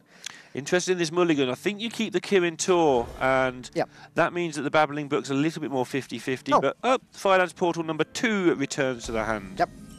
course, you can't get the exact same card back in the mulligan when you mulligan something away, so we know that there's 2 Finance Ports in the deck now. Picking up the counterspell perfectly for the Kirin Tor Mage works nicely. There's and a card you mentioned engine. before, Kabbalist Tome fits very nicely into Secret Mage sometimes, especially when it was generated for free. Yeah, the ideal is you don't have to put it in your deck, but you get one somehow. There are glyphs for that, there are babbling books. That means that this game is destined to go very deep indeed, because this Kabbalist Tome can even fetch another Kabbalist Tome. Yep, and then I don't even want to know where we're going from there. No, probably to Tomeville. Blackfire Ice is going to play it nice and slow, just going to drop his hero power. No need to waste Doomsayer or Wild Pyromancer yet, but Thunder Up is very soon going to start piling on the oppression, especially next turn with the Kirin Tor Mage plus Secret. Interesting that he opted not to do that this turn, though. Yeah, he had the option to play Kirin Tor into Counterspell, but the opponent still has Coin in their hand. And so he wanted to get a different Secret, even though it wasted mana, just so he doesn't chuck the Counterspell into a Coin. Thunder Up is the anchor for Team Turkey, by the way. He's the so therefore he's the guy that's earned the most HTT points in the period of relevancy. Right, Which yeah, period? it was winter, I believe. Yeah. Yeah, that would have been quite a lot of points again, I'm afraid. I don't have all the stats here, but Thunder Up did reach rank 7 Legend in January, so that probably had a lot to do with it. Yep, if he was able to sustain that, then absolutely it makes sense. Thunder Up was not voted for by his country. He was picked based off of merit in Hearthstone Championship Tour points. Now, these all seem pretty mediocre for Mage. Wicked Flame going to be the pick, but not too juicy. Yeah, I thought they might thought long about that just to fit better on curve, but they're going to go for the full-on survival guide, get as much health as possible. And now Turkey are going to be very tempted to drop this Kirin Tor into a mirror entity. And if Blackfire Ice had picked up a 5-drop to coin out, then they'd been disappointed.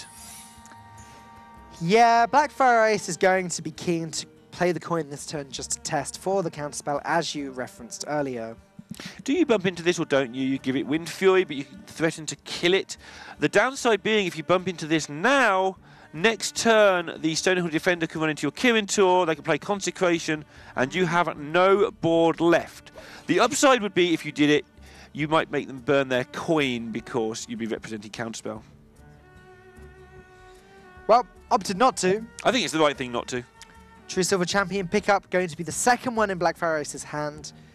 I think he's going to just pick that up off the top and play. Nope, going to go with his leftmost one. I know that you're a big fan of this. Yeah, always go with the leftmost one unless you know your opponent is capable of reading the double bluff.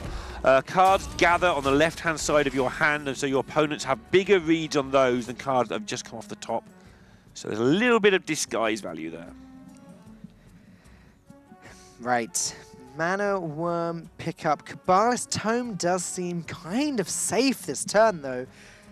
It depends if Turkey decide that it's time to start applying the pressure. If so, putting the Mana Worm down means that the True Silver Champion alone can't clear the entire board. Yeah, while the Kabbalist Tome that you referenced there, you'd like to have the information of what it's going to reveal, actually you usually play it as the last card or the next last card. You have to keep the pressure on.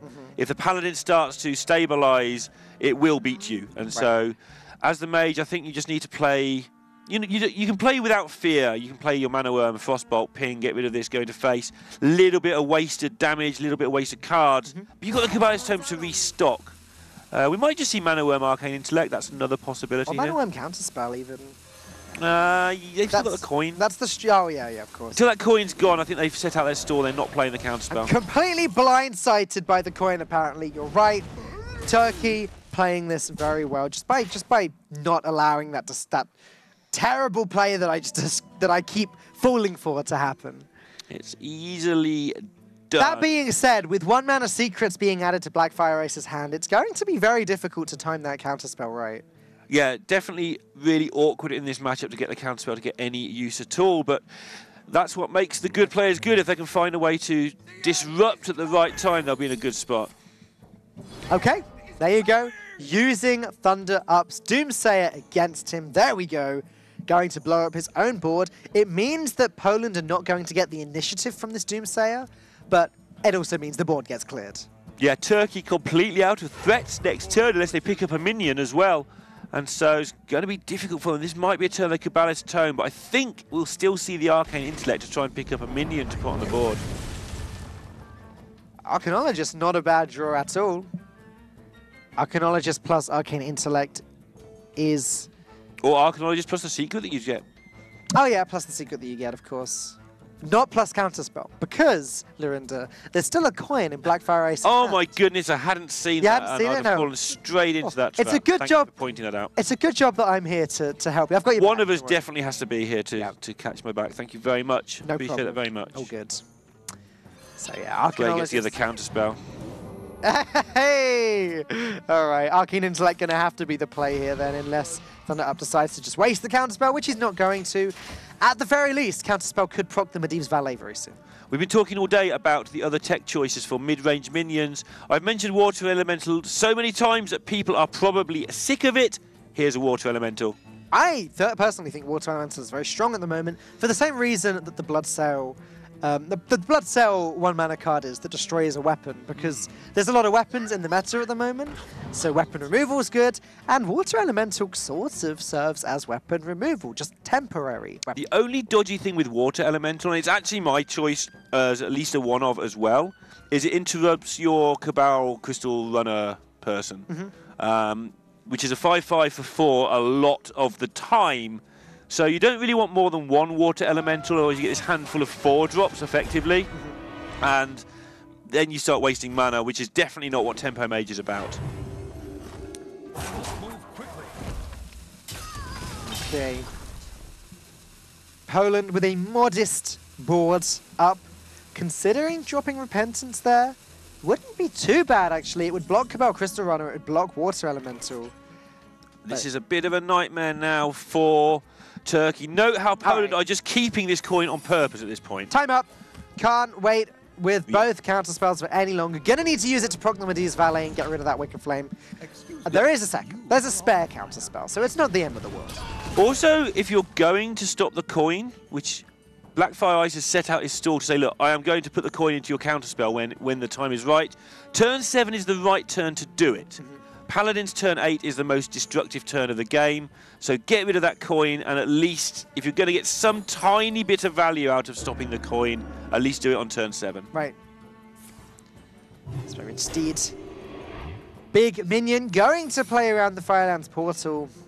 Sort of. Like, Turkey can trade and ping, and no, he can't. He doesn't even have the mana to. So yeah, completely plays around Firelands portal. And the Repentance is going to make life awkward. Yeah, and again, maybe they'll keep the Repentance back as well for this counterspell. Very well played so far by Poland. It's been a good match. I'm enjoying this one, I must admit, Dan. For all of my grumpiness, I actually think this has been a great game of Hearthstone, great match of Hearthstone, right from that very first game, all that hour ago. You even enjoyed the Yogg? I mean, the Yogg happened. Okay, we'll leave it there.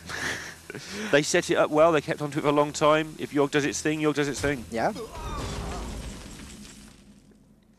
So one minion in hand that can fall for the Repentance here.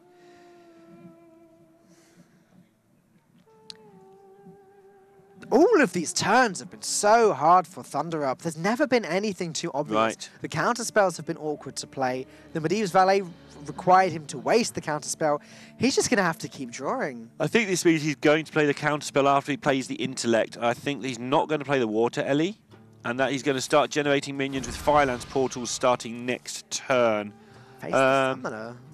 He might... Wow, he's playing 2 mid-range minions at least. He might be okay throwing the Sorcerer's Apprentice in here, but he's going to throw in the Water Elite, and he's going to be sad. Going to become a 3-1, unfortunately. And Poland just picking up the Curator, a way of getting more and more value. This turn, he has multiple decisions. Primordial Drake doesn't seem terrible. Primordial Drake does seem okay. There's no obvious way of doing it. I mean, you can just play the True Silver, you can just play Curator. Oh, or this. Pyromancer will do the job. This is fine as well. And now Thunder Up not only needs to find ways to generate pressure, he needs to find ways not to die sooner rather than later as well. And it's all starting to go a little bit wobbly. Kirin Tormage will allow him to squeeze in the counterspell. Though, as we can see, there are no spells left in Poland's hand, which is pretty funny, given that he held on to both counterspells for so long because there are too many bad spells in his hand. Now he's using it, but there's no spells whatsoever. Does mean that he has protection for the rest of the game against surprises. It also means that his valets will be active for the rest of the game as well. So it's not a total disaster, but like you say, it is a bit of a shame for him. Decent 3-drop. This is a pretty fantastic tempo turn. And now he'll want the counterspell because he'll want to protect against Consecration. Yep. Makes sense. Tyrion Fordering, which I don't think Blackfire Ice can play. We've only seen one mirror entity. Right, I don't think he'll be putting that on the board. We saw how much Turkey played around mind control earlier. This is kind of the same deal, but much easier to play around. I think we'll see some time before this Tyrion hits the board. This is really complicated, though. Doomsayer is an option for Blackfire Ice, but does he even want to blow up the board? If he does, it will leave him with 2 Staggadons, essentially. So if he plays Doomsayer, and it is a mirror entity, he gets 2 Staggadons, Thunder Up loses his whole board. That might be tempting. But if it's not mirror entity, then Thunder Up can make some trades and cause Blackfire Ice to lose everything. I think the plan here is to Harrison and True Silver, probably not in that order. The True Silver's time may be numbered anyway because of Ashbringer is on the loose, and the Harrison's never going to do anything in this game. So those are the cards I would play, but he's going with your play. He's going to go with the Doomsayer and just clear up once and for all. Not going to work this time the same way as it did before. That's not a mirror entity. So now, just going to apply the pressure, leave it to Thunder Up to decide the fate of this board. And I don't think he has a way of clearing that Doomsayer. Yeah, it does. It is going to generate the Stegadon pieces next turn. Well, he can trade away the minions so that the Doomsayer kills the Stegadons. But either way, he's giving Blackfire Ice the board initiative. Yeah, I feel that Poland had the board initiative already there, if I'm honest. I feel that by playing the Harrison, if it was a mirror, you could take it down with the True Silver, and your minions are just facing off pretty well against this board. And so I feel that I would have preferred to see the Harrison play. The more I've looked at it since it happened, the more I feel that the Harrison play had very little downside. You're on 25, you can afford to face tank 5. Mana Bind coming down, joining the Counterspell. Now, Counterspell was played first, so I'm not sure if that affects the sequencing here. If a spell is played, I think it gets countered and Turkey also get a 0-mana copy. I know that's the case when the sequence is played the other way around. I don't know if the sequencing changes it. Let's find out. Yeah, let's find out very, very soon. Though I imagine Tyrion going to come... No, he can't play Tyrion because another secret's gone down. Right, and he's already shown us how much he wants to play around stuff. So that works. Going for Curator.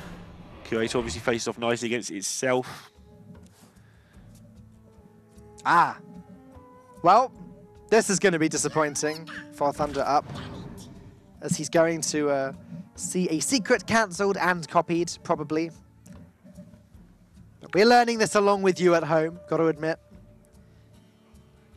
Next turn, Turkey are going to be able to get their Firelands machine rolling along. We're going to have Apprentice into Portal into Ping, and then they're going to get the same again with a second Portal, but unfortunately for them, they're going to be facing down Tyrion and they have no Polymorph in hand. Yeah, got to admit the double Arcane Explosion is underwhelming.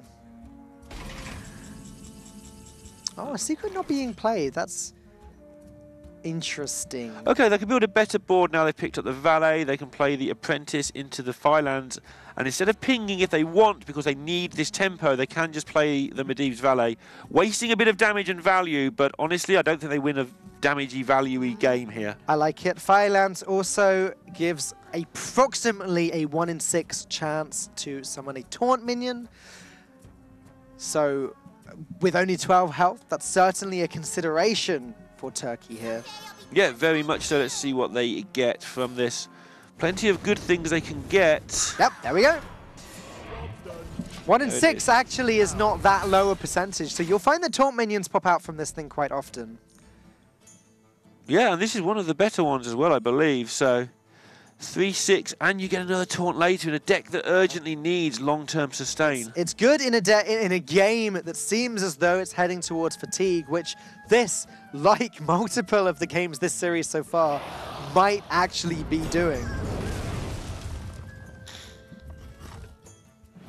Blackfire Ice probably going to have to proc one of these secrets soon. Not sure exactly what to play around. I imagine he expects the counterspell, but has no idea what the other one is. Right, but again, Turkey going to be able to make another board. I don't know how long they can keep making another board, but... Oh, this is so strong. Should we play the Apprentice first? Firelands, Valet. Yeah, I don't see why not. You've got the counterspell to play around the Consecration. Then again, you also know your opponent has a secret in hand, so counterspell not necessarily going to work on the Consecration. Somebody shouted those exact words in Thunder Up's ear just as he's about to drop it onto the board there, I feel. Well, there's also Primordial Drake to consider. 5 mana, 5/5 is ever so slightly above average stat-wise for Firelands Portal. Oh boy, okay. This game looks like it's tipping into Blackfire Ice's favor as we speak. Yeah, so many ways of just clearing up, and Thunder Up is running out of ways to generate any sort of threat. The over-the-top hit you in the face threat is still a possibility with a fireball, and now a glyph. That could be something that gives a load of damage, but we can see the Forbidden Healing in Blackfire Ice's hand, just sitting there waiting for the opportunity to heal up a Pyroblast. Pyroblast from Glyph, huh? Think you just jam it into the face, hope they've got no healing, and then draw your other fireball next turn. Oh, I like this. Okay. Thunder Up disagrees with you. He's going to go ahead and play Arcane Intellect, go for the Yeah, ping. this is fine, right? Because you waste 6 damage, but you get 5, plus you get recursive damage. So this is definitely better than what I was saying. Unfortunately, there's no way of playing around the Tyrion. Still got the counterspell up, still got the mana bind up, not doing anything for Thunder Up yet. Yeah, Tyrion can be dealt with, but Ashbringer cannot. Here's a second glyph. Maybe this will find us a way to deal with it. Polymorph would be interesting in the very least here. Would allow the 5 to go face and ping off one of the 1/1s. Kabbalist Tome would have been useful a while ago, but I think you have to play the Kabbalist Tome and try and get a Polymorph. Yep. More secrets. Mirror Entity, a little bit late there. Ice Block can buy Thunder Up an extra turn. It depends what else he's got in his deck. I'm starting to wonder if Yogg Saron might be the only out for him. He's got more secrets than Laura Palmer, but they're not doing him any good at all here. What to do? What to do? Meanwhile, Blackfire Ice is sitting on a whole wealth of options, and he's held on to some of those options for a long time, including the Harrison. Maybe because they're playing Medivh in their Secret Mage, he's been wanting to play around Medivh in the opposing Secret Mage. Perhaps that's why that didn't happen earlier. Sure. Makes sense. Worth playing around for certain, especially if you're used to the build where you'd get punished by not playing around it. Right, exactly. So that explains quite a lot about their mentality, I feel. And there's just nothing to gain from playing it just yet. Yeah, earlier on there was a little bit because it would have tested for mirror and you could have dealt with it with your True Silver, and I was a bit confused as to why, but I think that is why. They're just making sure that Medivh, in this one position where I always say you play around every card in Hearthstone, well, Medivh's definitely a card that could work its way into this deck. Right. Well, we've seen it. Yeah, it's just now Blackfire Ice has so much control over this game. He needs to go ahead and proc these secrets, and then if he can play the Forbidden Healing afterwards, that is essentially a win condition for him. Right, and look at this. That's going to get Kodoed immediately. Ouch! Thunder Up's brief glimmer of hope of gaining some health. Nope. Sorry, Thunder Up. Not happening. So, 2 secrets remaining. I think Blackfire Ice expects them to be Counterspell and Ice Block. Move quickly. Obviously, he knows there's the possibility of it being Mana Bind. If he's kept track and if he knows that it came from a Kabbalist Tome, then it's just as high a possibility to be Mana Bind as it is to be Ice Block. Here's the Matriarch. Just wanted to say that. There she is. There's Mummy. Oh, it's Mummy now, is it? It is. It was stepbrother's auntie's son or something last week. It was something like that. We learned. We did some learning. We did some learning about matriarchs. We learned the difference between a matriarch and a patriarch. And that's good to see. Some history lessons. You should know. You were there. I was there Back in the dinosaur indeed. age. All right, so how on earth do Turkey ever win this game, is their only option to Pyroblast face, then draw their other Pyroblast. Unless there's Yogg in this deck, in which case stalling out does make sense. Draw their other Pyroblast. Ouch. That's And your opponent not have any healing, by the way. slight problem with Pyroblast now and then draw into the other Pyroblast is that you just die. Right. So you need to play that Ice Block. Yeah. Okay. And now we're seeing why this deck has had issues all the way through. That is a Cabal Lackey. That is a card that is really good on turn 1, 2, or 3. we're also understanding why that card doesn't really see much play. A lot of people are saying that Cabal Lackey is bad. A lot of people are saying they don't understand why. That's why. No, they got a lot done that turn, though. It still gave them 2 mana. They wouldn't have been able to play the secret without it. So, Okay. That's fair. It does get a little bit more done than I think it gets credit for. It's just a case of whether it's consistent enough. Well, if you play this many secrets, maybe it is. I can't believe that counterspell is still there. How long, thinking about how long Thunder Up held on to that card, and now how long it's just been chilling there on the board. Notice Blackfire Ace's hand is made up almost entirely of spells now. Yeah, just refusing to trigger it at all. And why would you if you can play without doing so? Finally, the counterspell going to get triggered. Not sure if the Mana Bind does as well. Yes, it does. I was correct in thinking the sequencing doesn't matter. A nice 0 mana getaway Kodo in Turkey's hand. Yeah, but the Kodo might be getting away, but so is the game here for Turkey. The block is going to get procced on 1 as well. And somehow Turkey have to find a way to manufacture an unwinnable win. Maybe Yogg-Saron is in there.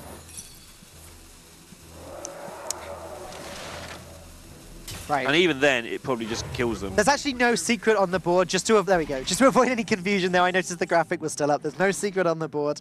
Cabal Crystal Runner! That does absolutely nothing! Yeah. Just thought I'd get excited randomly. Yeah, very good. I was going to get excited over the fact that there could be an eye for an eye that we didn't know about on the board, but again, there wasn't. Either way, Blackfire Ice going to take game number 3 of the series.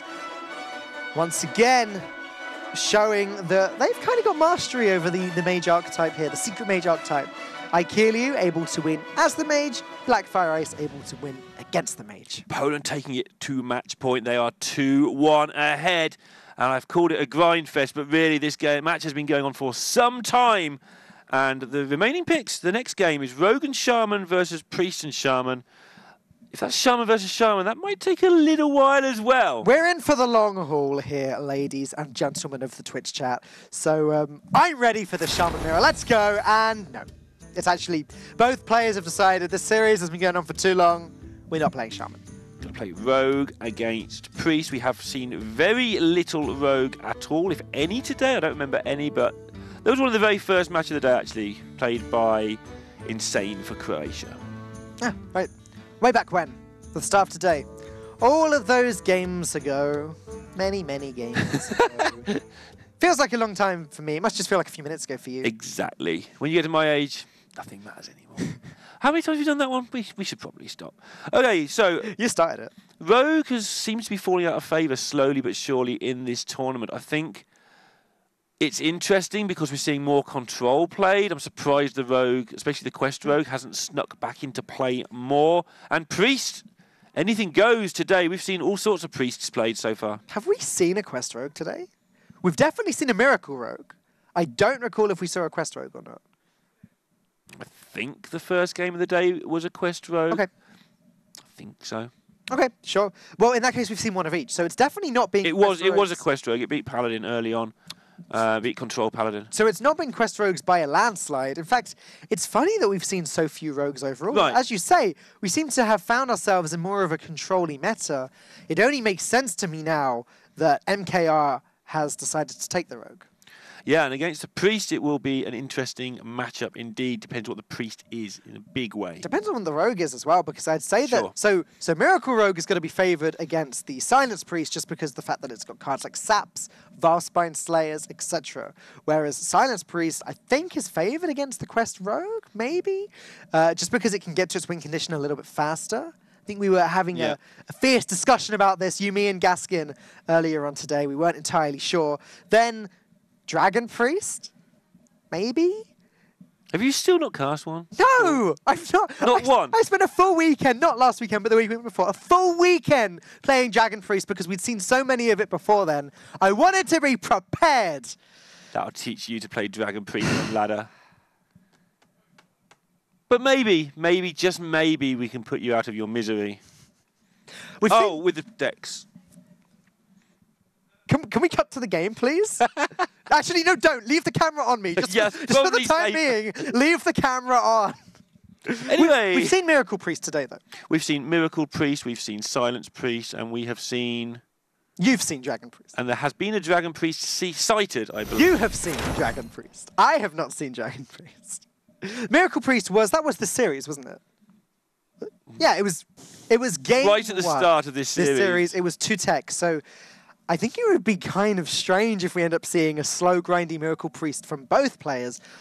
Again, probability-wise, I'm expecting this to be Silence Priest versus Quest Rogue. And either way, it won't be a particularly grindy match. Miracle Rogue and Quest Rogue both do their things a lot quicker than some of the other decks we've been witnessing in this matchup.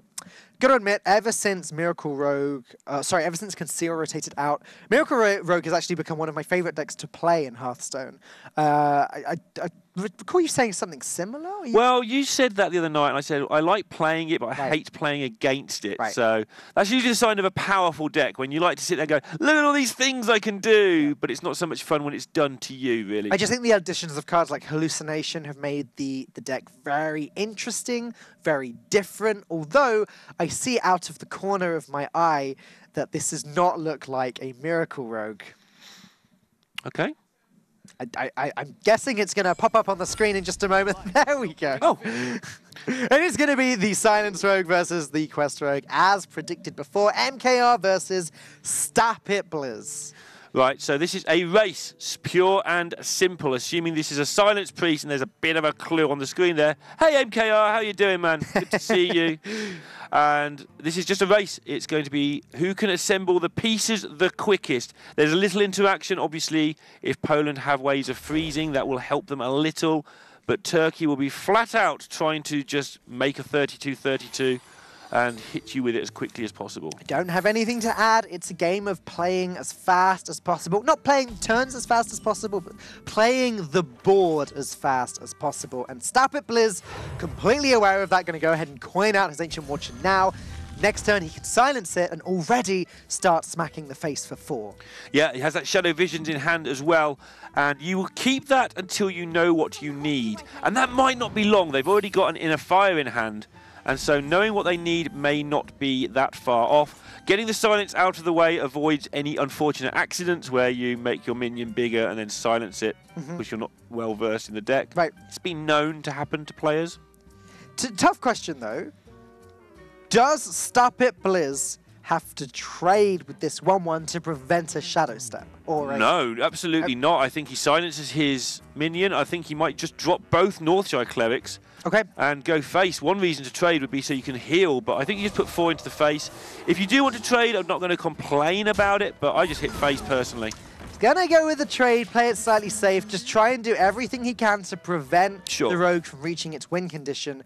Something else that Stop It Blizz is going to consider soon after the Igneous Elemental comes down is there any way I can prevent that from proccing? Something that priests do, a very nasty habit that they have, is playing Potion of Madness to steal the Igneous Elemental and then finding a way of getting rid of it, whether you can purify it, trade it into something, or priests can just flat out silence it without even bothering with Potion of Madness. This is so hard for Poland already. Stop It Blizz is going to be able to heal up next turn to draw 2 cards, plus his natural draw.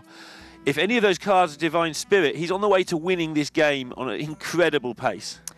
Yeah, that's, again, it's just the consistency of Shadow Visions. Now, Sassy Deckhand going to come down and clear up the Ancient Watcher. Clearly, Team Poland are already a little bit on edge, a little bit afraid of what this Watcher is capable of, but playing the Deckhand early does make it a little bit, basically the Rogue's hand worse once the quest is completed. By the way, there's double Tar Creeper in the Rogue hand. Sure. That's not something we see that often. I believe, I don't know where my notes have gone, but one of the Quest Rogue lists that we saw last weekend, I think it was Diago Dias's Right. ran 2 Tar Creeper, 1 Tolvis Stone Shaper. Okay, he qualified, of course, for the World Spring Championships later on in the month, well, actually the start of July, in Shanghai. And he is from Brazil, and he'll be representing. What was that word? That was just representing, but anagramified. I like it. I'm going to start using that. All right, Turkey in a position now to draw 2 cards. Divine Spirit on there, Radiant Elemental, and then heal it up. They might want to inner fire it first. They might not. The second Shadow Visions will give them a clue, though.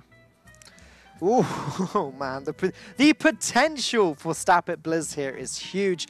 He could just go ahead and make himself a 12/12 Cleric if you wanted to, though that is very weak to Vanish. This is a difficult ordering experiment going on here, because if you Divine Spirit first and then heal up, you get a lot more information about what you want from the Shadow Visions. Right. But if you Shadow Visions first and pick up what you need, which is probably Divine Spirit, Powered Shield's actually okay here as well.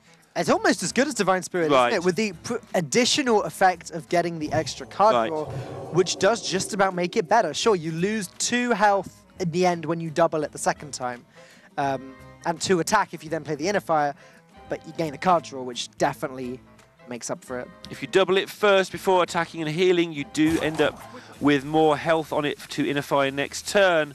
But of course, oh, yeah, just do this, obviously. So yeah, Well, those 2 cards, and the Face of Shambler's going to put some damage down as well next turn. just to clear up that complicated Sorry. explanation from a moment ago. Yeah, so if he picked the Divine Spirit, that would have been a 12/12, but there would be no Face of Shambler in hand. Well, now no Acolyte No Pain. Acolyte Pain, and so on and so on. The next card in hand would not be there. So basically the difference between 10 and 12 is not going to make any difference to the face. You're likely to just wipe them out with either. And so they're going for the extra card in hand, just in case some accident should befall this 10/9 unstoppable minion. It's like a Vanish. The strength of the Northshire Cleric now is just overwhelming, as next turn Stapit Blizz could just draw 2 more cards, then maybe double its health again. Let's not get ahead of ourselves, though. They are holding the fort with these Tar Creepers, and then Vanish is going to reset this Elemental in a moment. So all these cards that are being drawn are absolutely key. Okay, now it's so important that Stapit Blizz does not play these Divine Spirits. Yeah, sure, play Face the Shambler, why not? Make the trade, Heal it first, maybe yeah. heal, draw some cards, whatever, but do not play too much into the Vanish, leading into turn 6 for your opponent. Picking up Lyra, though, does open up the game a little bit more for Stapit Blizz. After the Vanish, Lyra plus Radiant Elemental can do some things. Can do some things. Well put indeed. I thought you'd like that. I like the word things. It's a thing that happens. You might as well drop the Raise Leaf here. There's no harm in getting it vanished. If they don't vanish it, you're going to win. So, hey. Stone to Spore. No preparation. That was the card they really needed to pick up there, so they could play the preparation Vanish and at least start to occupy the board. Yeah, something that Poland are not doing, really, is completing this road quest. They don't look like they're going to die next turn, so I wonder if we'll see them play Mimic Pod here and widen their options. Okay. And then, you know, Vanish next turn. It doesn't seem good, but nothing seems really good in this position. They would take an extra 8 or 9 damage by doing that, so this seems to make sense, but now they've just got no comeback onto the board, and it's all going to start again. Yep, Stapit Blizz has all sorts of comeback onto the board. He's still got 2 Divine Spirits, which is terrifying to think about. Again, just highlighting how strong a card Shadow Visions is. Turkey just going to go ahead and drop both Razor Leafs. He doesn't actually have any Silence cards in hand. He may play 1 Razor Leaf and, yeah, I like do this. this. Like this a lot. Next turn, you can play Lyra plus both Divine Spirits. If he gets an Inner Fire, then great. Yeah, looking good for Stapit Blizz. This is where it's hard to play this deck. You have to make sure that when you double everything up and get the exact amount of lethal, you don't want to be 1 point or 2 points off lethal. MKR picking up something that'll help him complete the quest, just Infinite Ferryman. That can complete the quest, but not on 4 mana. Play 1, then play the other, then Shadow Step the second. Would allow him to play 2 and then have them both in the hand again for next turn. Which is definitely a thing, because then you can just go infinite, basically, when there's 8 mana available. And although we say this is a race, it's a very complicated race where both people are going through tubes and, you know, it's like one of those old charity competitions where you see sort of famous people trying to complete a stupid obstacle course. This seems a bit like one of those. It's certainly not the classic Hearthstone race as put as much on the board as possible and smack face with all you've got. Going to actually complete the quest with the Stone to Spores. This makes sense. Next turn, MKR is going to be able to play both Boars and the Crystal Core. So that's at least 10 damage being developed wherever he chooses.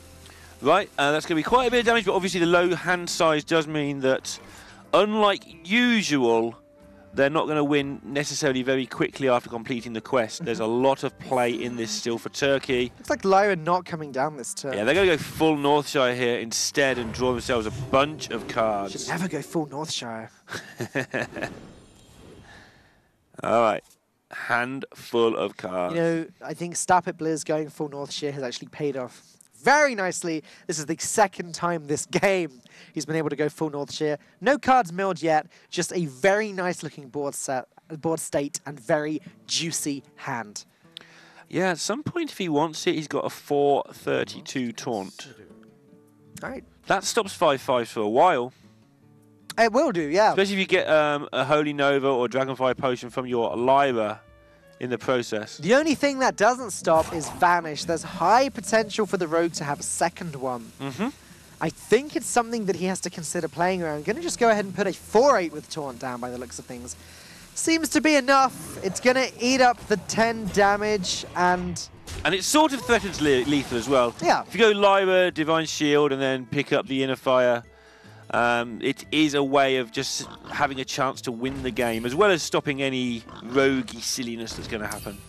MKR can actually push an additional 10 damage thanks to the Bounce and Shadow Step in hand here. Oh no, he can't play the Ferryman and then replay the Stone Tusk Ball, but he can play the Shadow Step and then replay the Stone Tusk Ball. I want to see his next turn before I decide how I feel about this, because even though that clears up some stuff, having one turn of being hit in the face, how, other than the second Vanish, which is fairly unlikely to be in hand, how do they get through a 432 anytime soon? I figure this turn MKR just returns the balls to his hand and then just waits. Yeah, seems likely. Or would he rather pick up something like another Novice Engineer and start bouncing those for more value? He might actually decide to trash these Clerics as well. They've done their damage. Yeah, they've done their damage now. Turkey already has half of his deck in his hand.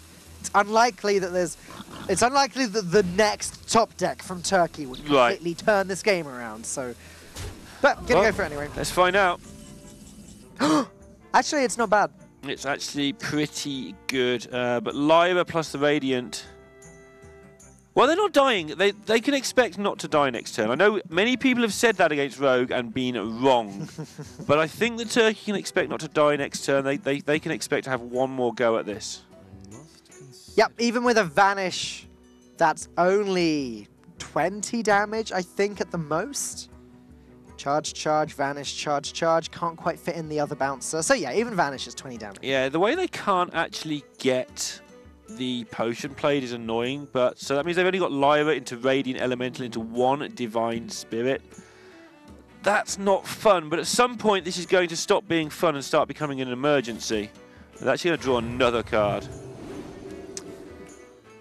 Alright, so now they have a way to win the game of Hearthstone. They need to find a way to make it happen.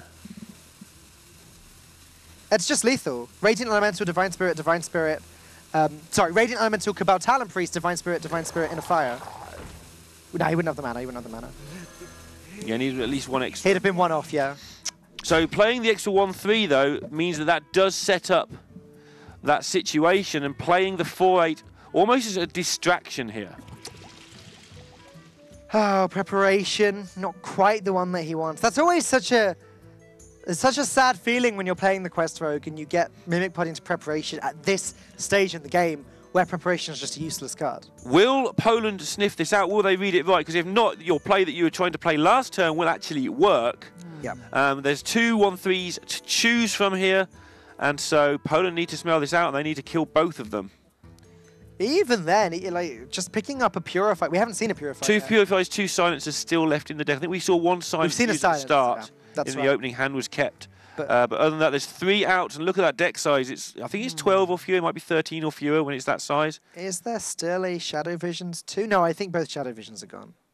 Yeah, I think both Shadow Fissions have gone. Both Shadow Fishings. All right, what do Some Poland trades. decide to do?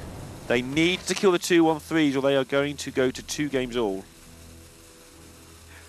One goes face, weapon goes face, and into going face. All right, so have we counted correctly? Talon Priest makes a 1-6, double divine thingy That's 24. is 24. Is there enough mana? 3, 4, Yeah. 5, 6, 7, 8, and you can make it even cheaper with a Radiant as well. Plenty of mana to do the evil deed. Turkey, Stop It Blizz, counting up his resources. Feeling sad that he doesn't get to play Lyra. No, that's just me. I think that's just me. It's just you. I'm still looking to make sure we haven't miscounted this somehow.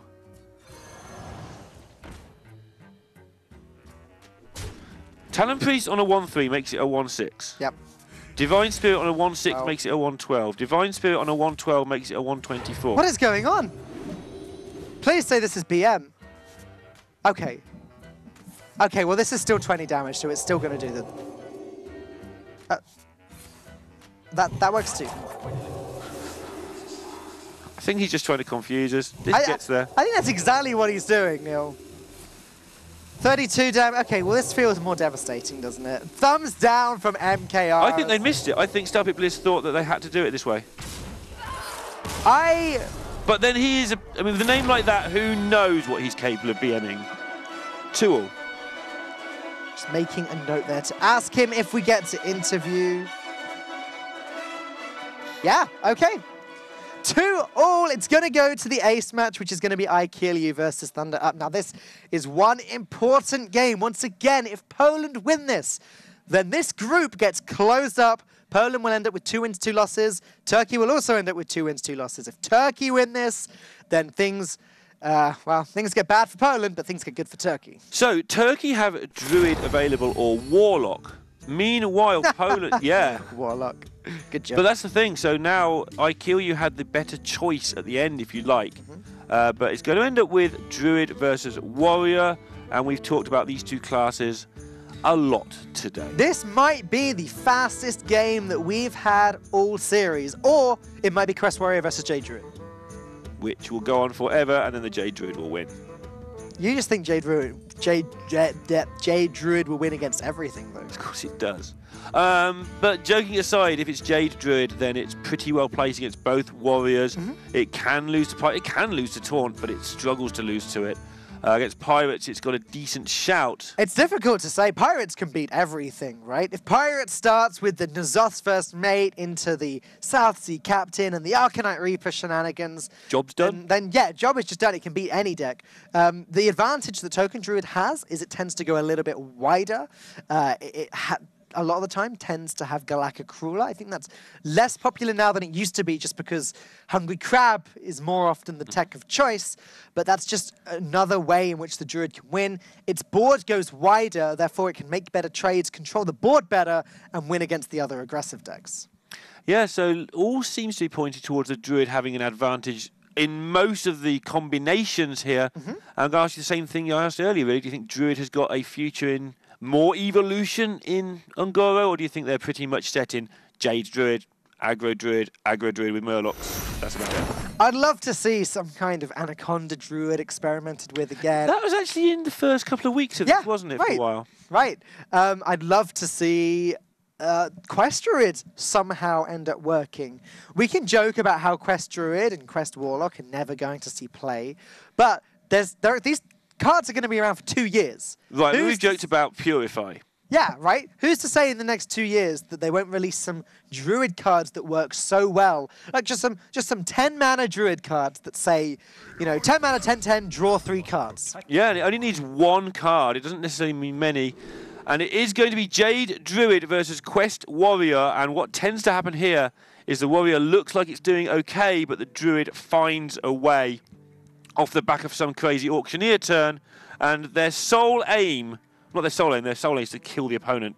But their main aim as the Druid is to get the minions up to 9/9. These guys love their control decks, don't they? They love them. That's why the Druid is good as the Jade. If the Warrior can complete the quest nice and early, Right. get the Sulfurus out before the Jades reach that critical 9/9 mass, then the Warrior has a good chance to take this. And starting with Stonehill Defender in hand is a good way to go about getting there. Yeah, curious to see if Thunder Up chooses to keep Nourish or not here. You don't keep the other three, that's for sure. But Nourish is an option that you've got to keep. It means you're less likely to get that ramp, but it also means you've got a Nourish in your hand, and that can be handy later on. Not knowing which type of Warrior you're playing Good call, against sure. is going to make it less likely to want to keep the Nourish. Cards like Wrath seem much more efficient. That being said, Nourish comes up at the top anyway. After Thunder Ups has seen the quest, he's not going to be complaining here. Yeah, that's right. You have to. I'm having a crazy moment. You have to keep all of your removal because you're expecting to beat the Taunt Warrior anyway, and you make sure you deal with the Pirates. Just forgetting there where I was for a minute. Nothing new. All right. So Oh, Neil. Thunder Up is going to have turn 3 Coin Jade Spirit into turn 4 Jade Spirit, and that is often enough to put so much pressure onto the Warrior that even that makes them have to start panicking. That is a good sequence of turns against a slower deck for certain. The Jade cards, just going back to a conversation we used to have, back when Jades first came out, when the Jade cards are only 1/1s, then they tend to be very, very low value cards. Like Jade Spirit becomes a 4-mana 3/4. It's not great. But by the time they reach 3/3, 4/4, then suddenly all of the Jade cards are worth way more than their mana cost. This is interesting, but you say that Feral Rage, I feel that you can just kill this off. You certainly would if it was a pirate deck, but like you have 1/4s in pirate decks. You know what I mean? Yeah. If that's a Frothing Berserker or something. I don't mind just coining out the Jade Spirit here. Yeah, okay, you lose the 1/1 for free, you lose the 2/3 for free, but the whole point of playing this card is not for the body currently on the board. Just like the whole point of playing Stonehill Defender is not for the body on the board. These cards are investments to the future of the game. The Nourish is going to be an interesting call. Almost certainly will go for cards when he gets around to that turn, but there is just that glimmer with the double Primordial Drake in hand that he'll go for the mana. Going for the mana means that your Auctioneers are much more functional, and even though it's an investment that you don't always get a return on, sometimes you just can't get the most out of the cards this early anyway. But I feel that he will go for cards. Just want to make sure he does it. Slam getting picked up from the slam there. Nothing too exciting. Akeliu just using his card for cycle, realizing he wants to draw as many taunts as quickly as possible. That being said, he's got 2 ready to go in his hand and the Curator to come later. How that rhymed. That was really nice. It was pleasant for your ears. Aya being picked up means that Nourish will almost certainly now be used for cards because Aya completes the curve on 6 without the need for any extra mana. And this is looking really bad for Poland at the moment. But to be honest, both of these decks are going at full throttle. We've got taunt after taunt coming out from Akeliu. We've got Jade after Jade coming out from Thunder Up, both working towards their win condition. But unfortunately for Poland, Thunder Up's win condition probably comes a bit sooner, especially with Aya. It sort of does, yeah, and with the quest not being very high, then definitely getting these Jades so big so soon is a bonus. Yeah, we're only on 2, I think, from the quest. And they are actually putting quite a bit of thought into this turn. One of the advantages of playing the Nourish is you do get full mana, is you do get the mana immediately, you can cycle the cards. And actually thinking about Feral Raging to get rid of this thing. Sure, okay, gets rid of the board. It doesn't... He can Feral Rage and he can Wrath if he wants to get rid of everything. It doesn't really matter too much. The most important thing is that Aya will come down next turn and ruin Akeliu's dreams for now as he struggles to find a way to remove her from the board. Yeah, unlikely that they will Wrath. You tend to use it for cards and much more likely to hero power. All the cards are so important in this deck. Even though you've always got a handful of cards, you've got that handful of cards, you protect them and then eventually get your Auctioneer and you win that way. Okay. Just not worried at all, by the way, about giving the warrior armor. Nope. It's vaguely the tiniest bit relevant, but in the real world, actually, when you start winning as the Jade, you quite often win this matchup with 12-12s and 13-13s, not even exaggerating on the board. We talked about a race earlier in the Rogue versus Priest game. Well, this is also a race. Those Jades are just growing and growing as the taunts are filling out. This is going to be taunt number 4 dropping onto the board, whilst also drawing 2 more taunts in the forms of the Diehorn Matriarch and Primordial Drake, 2 of the best cards in the deck. Well, Diehorn Matriarch doesn't really count. It's a token, but it ends up being one of the best cards in the deck. Yeah, 4 down, 3 to go. Unfortunately, they're an expensive 3 and can only be played 1 a turn for now. No Auctioneer here, or this would be a formality of a turn. I think we might see the Wrath cycled this turn onto either the Curator or the Armorsmith, probably the Curator. Right now, we're saying that Aikeliu can only play 1 taunt per turn. However, Thunder Up can't even play 1 Jade per turn at the moment. Well, he can play the one that comes from Aya, but he doesn't have any Jade generation cards in his hand. Nourish failing to pick one up as well. But next turn is going to be absurd. It's going to be Auctioneer into Earthen Thingy again twice. Any Innovates being picked up will also allow more cycling. And that's if there is no Jade Idol or anything else picked up in the meantime.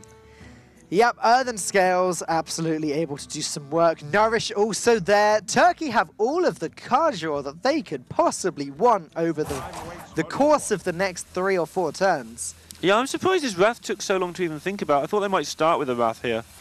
If they had, it would have been the same result because the Auctioneer would have been drawn. They wouldn't have been able to play it. But next turn is now go. G-O, go. Okay, things looking very good for Thunder Up as Aikeliu is going to scramble to find a way to remove this board. Primordial Drake plus Ali Armorsmith will do the work for now, but these Jades, it's only a matter of time before these Jades get out of control. Yeah, this board is getting cleared, and now we're going to get an Auctioneer turn. And if you get a decent first Auctioneer, it makes your game so much easier. Can the Fandral help in any way? Actually, Fandral into Nourish is just too much stuff, oddly enough. Just going to overdraw if you're not careful doing that way. Even though that'd be really nice. Fandral, Innovate, Nourish. You'd restock the hand. You'd end up with the hand size that he has now, but he'd then need to play something else afterwards. Just looking at this, yeah, just backtracking slightly here, because Primordial Drake, this is going to encourage your opponent to trade his Drake into yours, and then you can play the second Drake next turn and just fill up your hand with all this good stuff. You also get to play Fandral Feral Rage next turn if he does that as well. Plenty of options. As we just saw flash up on the screen there, 5 out of 7 for the Warrior Quest. Almost there, but Jades are getting on as well. Not quite at 9/9 status just yet. Yeah, in a minute we enter that weird period of this match where the Warrior can actually win. Right. There aren't many turns where that is effective, but just this little bit while the Jades are still building up, the Warrior has some sort of board, and the quest is complete. There's 2 or 3 turn window for the Warrior to try and force through the damage. And I think Thunder Up knows this is coming. Obviously he does. You can count to 6. It's on the screen. And he needs to empty this hand. There's no point sitting here on all this value if you're dead. Yeah, this turn he cannot just play Fandral Nourish. I'd be tempted to save the Auctioneer until Wild Growth gets picked up, or at least until Jade Idols have been shuffled into the deck, so you're more likely to cycle through them. So the alternative would be Fandral, Innovate, Nourish, and then play another card. It's tough, though. It's funny how restricting having too many cards can get. Right, especially when you've got to start playing Jades or you won't win the game. Playing the Jades is a thing they need to do. As he hovered over the Jade Blossom for a second. Primordial Drake going to come down, innovating out the Jade Blossom. We're on 5-5. There's a Taunt defending it. Okay, Bloodhoof Brave, just another Taunt picked up, but sort of irrelevant now as Aikeliu has all of the taunts that he could need. Then again, Tar Creeper plus Bloodhoof Brave does leave Aikeliu enough mana to play Sulfuras this turn if he wants to. Sulfuras plus the Primordial Drake will trade away the other Primordial Drake, and then the Matriarch will trade into the 5/5. See which way they choose to go with this. Yeah, here it comes. No messing around. You've got a chance to start wiping out the board. You're in a unique position as this warrior. We just found out I can't count to 7, by the way. 7 is 6 plus 1. Just found that out? 7 is 6 plus 1 or 6 plus 2. Yeah, I clearly only needed to play 1 turn to get through that. That's fine, though. As Die Insect, going to deal with a 5/5. He can make the trades I described earlier. The 6/7 can go face. Time is running out for the Jade Druid. Yeah, they had such a good start. It looked so good. Obviously, they're going to be able to not die in any sort of hurry with the Earthen Scales in hand, but they've got to find a way to deal with the onslaught, and that's not a thing you say often about the warrior, but like I say, you do get into this position for 2 or 3 turns, and IQU's looking pretty comfortable. Earthen Scales, Feral Rage, all tools that Thunder Up can use to extend his survivability. The problem is he's going to need to go wide to defend his face from the hero power. Right. And IQU does have a counter to Thunder Up going too wide, and that counter is the Brawl. Yeah, and that could just spell the end of the game. 6 to face, plus 4 is 10, plus 8 is 18. That's a thing that could happen after the brawl. And Turkey are well aware of this. Going to need to Earthen Scales at least once, and we might even see 2 Earthen Scales here just to defend their face. More likely we'll see 1 Earthen Scales, and we'll see a Feral Rage. I like the Feral Rage a lot. I think because you've got the Auctioneer in hand, you don't want to use both of the Earthen Scales, though I agree with the decision to use 1. It also buffs up this 6/6 so that now it trades efficiently with the Matriarch. Notice they were tempted. They must have been tempted there to use the Fandral along with the Feral Rage, just because it would have taken down the Tar Creeper, but that would have taken an extra 2 damage to face. Tar Creeper just pretty innocuous as a 1/5. It's easy to forget that when you're looking at it on your turn. IQU has somehow ended up in this position where he's completed the quest but still has a handful of stuff. Yeah, usually that Battle Rage was... Right. Well, that's the thing.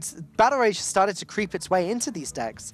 And whereas in the past, Taunt Warrior would struggle once it completed the quest and sort of have to rely on its hero power, IQU does not find himself in that position. He's able to go wide and just start battering Thunder Up with his minions. Yeah, and this is just starting to get to the end of that window I was talking about. Next turn is insane, by the way. The Primordial Drake will trigger both Bloodhoof Braves and turn them into 5 attack minions. And that is just a huge amount of damage being threatened. And Turkey are going to have to go for it here, see if they can draw some stuff. Don't know what they can draw if they go this route, to be honest. There's still 1 Innovate in the deck, I think. And if he can shuffle the Jade Idol, going to do that before playing the Excess Mana. I like this a lot. Though the problem with this play is that it shuffles Innovate potentially deeper into the deck. Right, they don't necessarily know how much trouble they are in. They've seen 1 Primordial Drake already. And so... card draw. There's the Innovate. He gets it. He's going to play that straight away. Hopefully pick up another Jade Idol. Not going to get it. Earthen Scales seems like a necessity at this point. Yeah, and you have to take down the 6/7. It's going to be the last chance you get to do it. This also allows you to armor up for 1. Nope, don't worry about that. We just make a 9/9. Sorry, an 8/8 instead. 7/7. Oh. Nasu's is late to the party. Very poor timing indeed. Unfortunately, right. Clearly, you're going to pick up Tar Creeper now. Doesn't really add much, though, as you said a moment ago, he's almost looking at lethal already. Sleep with the Fishes looks pretty solid this turn. Yeah, but that turnaround I was talking about is on the way. Whether it gets there or not is not certain by any means, but Turkey's next Jades is going to start to get big enough. And they're still on 30 despite all of this. I know they're going to take a beating for 8 in the face now. Interesting the Primordial Drake wasn't played there. I think that might have been the play, honestly. Yep, it would have pushed a lot of extra damage. It would have been a lot of extra pressure. IQU needs to put pressure on the board. That is what Druid is unable to deal with. But unfortunately, opting to play the Ali Armor Smith, though he does put Thunder Up down to 18. 2 more hero powers hitting the face will end the game. Though you said that the Warrior has a small window to win. That window is closing. It is, but we've seen at least 1 Feral Rage. I'm not sure if it's 2. We've seen both Earthen Scales. And that means for the rest of the game, basically 2 more rag shots, assuming there's some sort of collateral damage at some point, means that Turkey will die. There's still a brawl. That should help set up at least one of those. So Turkey have got it to do just because they got so beaten during those middle turns. Thunder up. It's got the best deals anywhere. He's going to need to have some really good deals if he's going to get out of this one, though. Just needs to hang on for a little bit longer. There should be one more Feral Rage in the deck, I think. I don't believe another one's been used yet. 8-8, 9-9. Brawl is a thing. Primordial Drake is a thing. In fact, Primordial Drake is looking somewhat solid here. It's not quite good enough to allow the straight trades with the Bloodhoof Brave. So, looking for any lethal opportunities I can see here. It's going to have to be the Brawl, I think. But if the 9-9 survives, then that's a bad day for Aikiliu. Well, they can play the Ghoul, but I can't. I'm trying to work out if they can actually get through. They can't quite get through here. Okay. All right, 5-5 good face, hero power. Either hits face or wipes one of these out. That actually turned out to be a very strong play. Actually putting Turkey down to 5 health. The window is closing, but Aikiliu is wrenching it back open again as he almost crosses the finish line. Yeah, I can't see how they can get out of this, but I've said that before about Druid decks, and sometimes they just seem to find a way. Obviously, you've got to have a minion on the board, first and foremost, to defend against that rag shot. To die insect, you will indeed die. You've got to kill all of these minions at least. Well, you can afford to leave 4 attack available, I guess. You can do it. It can be done, but then there's Brawl is going to set up at least a 50-50. And you've got to organise all that in 75 seconds. This is where Hearthstone gets very hard to play. Very complicated indeed. Fandral into Nourish could be the way to start this game, although that really restricts the amount of mana that Thunder Up is going to have to use. Fandral into Wrath might it make just doesn't sense. add up nicely. Fandral into Wrath is sort of where I was thinking of starting, but it doesn't add up nicely. You can Wrath the 5-5 and maybe swipe something else to finish it off. No, you're going to actually Wrath the 5-2, not play the swipe, but put a taunt up instead. Make some trades with the Jade Idols, okay. Pop another Jade Idol onto the board whilst shuffling some into the deck. Oh. Okay, so there's at least a 50-50 here at the very, very minimum. There may be more. I think Execute is just going to be straight lethal. Whirlwind, not quite going to do it. No. So Brawl hero power is the 50-50. It's more than 50-50 because you win the Brawl. If the Ali Armor Smith or the Ravaging Ghoul survive the Brawl, then the game ends. If one of Thunder Up's minions survive the Brawl and the hero power goes face, then the game ends. If anything other than the 10-10 survives the Brawl, then the game probably ends anyway, because even if the hero power hits one of the other minions, then it's still going to clear everything. The chances for Turkey to win this game are very slim right now. They really, really are. There's still 24 damage to be done, and this is a big upset if the Taunt Warrior can overcome the Jade Druid. This is a pretty nasty matchup indeed. And they're going to boost their chances of winning the Brawl. Pick anything there. Got to make sure you get the Brawl and the Rag Shot off. Okay. Important part here. So if they win the Brawl, they have won. Take your time, animation. Not going to have any time for any decision making. You just need to slam the hero power button and see what happens. 1-4 survives. Aikiliu going to take game number 5 of the series. Poland raising their score up to a 2-2 in the group. Congratulations, Aikiliu. Looking pretty happy there, and so he should. That was a long series, and these guys must be feeling very fatigued right now. Yeah, getting it back to 2-2 on the tournament. Both teams now on 2 wins, 2 losses. It's going to be an important last round for both of those guys.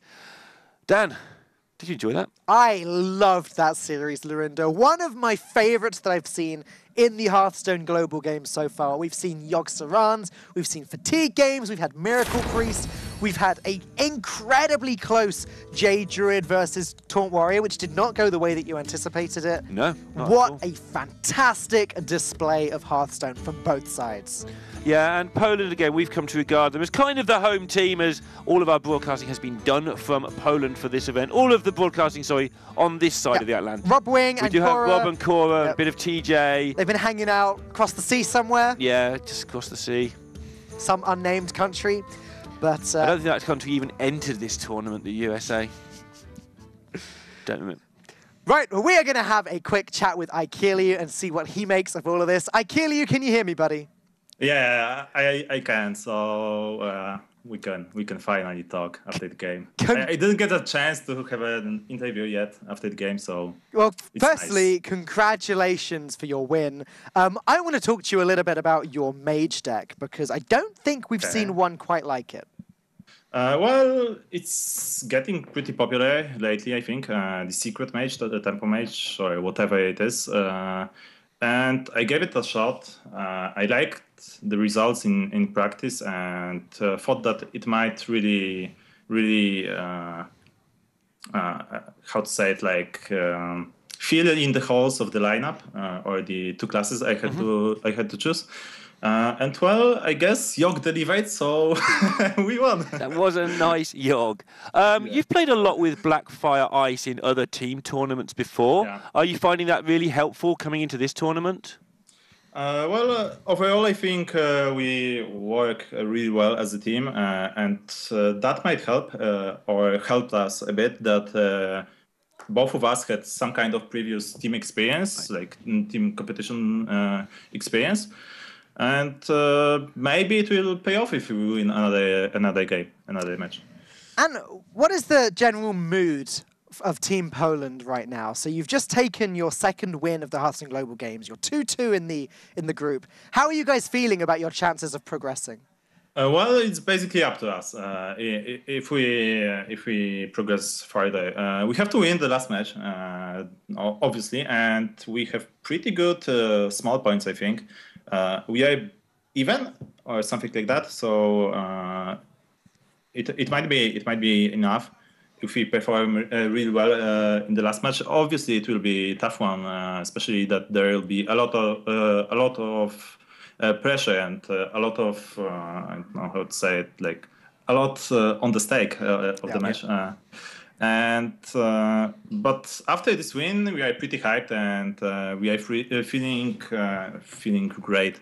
So basically, can't wait for the last match, and it will be one day after my birthday. So let's hope I'll have a nice present for myself and my teammates. Well, I'm glad to hear that you guys are confident. Go and enjoy your win. Get ready for the next game. We'll see you in a few weeks. Congratulations one more time. Thanks a lot. I would like to thank all the fans that are cheering for us and production crew from Katowice. Yep. They are awesome, and I know they are hyped when we are playing. So just few last words from me. Cool, thank you. Great. Thanks, man. Yeah. See you later. Guys. I like Aikeliu. What a guy. Yeah, I've always liked Aikeliu. He's definitely one of the players that's been around a long time, getting a lot of wins in this, and does his piece for Hearthstone. Thanking the lovely production crew over there, as we're going to get a replay of all the things that happened. Well, probably not all of them, because we'll be here for about 3 hours, but for some of them. This one attack, Deathwing Dragonlord, does feel like it was about 5 hours ago. As we remind ourselves, this insane game with the Miracle Priest. I don't even remember how this turned out happened. Okay, Primordial Drake, Dynasize, that was a big factor. Right, Roll played around the mind control for a long time, whilst Poland spent the whole game playing around the Dynasize, and resulted in this really long fatigue game, the sort we haven't seen for a long time. Went to like 6 turns of fatigue. Oh, it was great. It ended up with just a few cards in hand. There was the Tyrion there, but Dynasize, Tyrion wasn't, well, the second Tyrion, rather, wasn't even necessary. Dynasize finished the job. Mind Control never got a look in, and the fatigue ended game number 1. Exceptionally played by Roll there. Then it was the mage that we were just discussing with Aikilyu, the Pyros, Yogg-Saron, Medivh the Guardian Secret Mage, which you said was very similar to Omega Zero's list. Yeah, I don't know how similar it is, but I know it's similar-ish, and it seems like it's a standard list, so yeah, I'm not surprised by that. Poland just outvaluing here, and of course Yogg-Saron was a big part of that, but they were in a decent position at certain points in this game. It was just another long game of Hearthstone. Yogg did its work here. So many spells played, so many wasted spells from the Yogg-Saron, but it didn't even matter. It's gain some armor, gain some attack, draw some cards, duplicate a fireball thanks to a mimic pod that's about to be played. This was one heck of a Yogg. Yeah, this Yogg went well, but again, it was set up nicely. Playing a 10-10 next to it means it's much less likely to kill itself. Yeah. And if it doesn't kill itself, it replicates the old school Yogg. It's exactly the same when it lives. So your job is to make sure that it does its best to replicate the pre-nerf Yogg. Then there was a brawl. And it didn't matter because Yogg-Saron lives on. Oh boy. Yogg-Saron lives on. You've been good at the rhymes today. Berserski did not look like he was enjoying this game at all. I suspect he did not enjoy much of this. Just repeating the clip as well. Who says the Polish production team are biased? Do you want to play that again, production? Okay, all right. Then it was the following game was the Paladin versus the Mage. Another exceptionally long game, but this time the Paladin reigns supreme with Blackfire Ice piloting it like a pro. Yeah, and just another long, like you said, they had the measure of the majors today. They won with theirs. They won against the Turkish one. And just when you thought that Poland were getting somewhat behind, well, they were never behind in this particular game. They were very careful for a long time to play around that counterspell. Yeah. We had the opening where ThunderUp didn't play his counterspell, but Poland didn't play their coin, and that just stood off until ThunderUp realised, hang on, they're never going to play their coin. I've got to get it on the board and get on with my next counterspell. Yeah. And then the following game was the very quick win from Team Turkey. Well, not quick. It's turn 9. That's not exactly We're never early. going to know if he BM'd us or not. But we don't know if he missed the lethal that we spotted. He actually fished through his deck. It wouldn't have mattered because in the end he still would have had the mana to play the combination of cards that we wanted. So he may not have missed it. He may have missed it. As you say, we'll never know. And finally in the ace match, the Quest Warrior able to just topple the Jade Druid in the nick of time before the Jades got too out of control. Yeah, and this was it basically for Poland. Winning this brawl meant that the Die Insect was guaranteed to go to the face, punch the air from Aikilyu, who we just heard from, and Poland still in the Hearthstone Global Games, as of course are Turkey. Yep, I think we'll see the current group standings in just a moment, where we can get a better idea of how everything's looking in terms of their game scores as well, which of course is the next tiebreaker along the line of many tiebreakers that this format has to have. Here we go. So Mexico at the top, but Taiwan, Turkey, and Poland all sitting nicely on 2 wins. There's the +1 that Turkey are talking about. They've got +1 game record, 9 minus 8.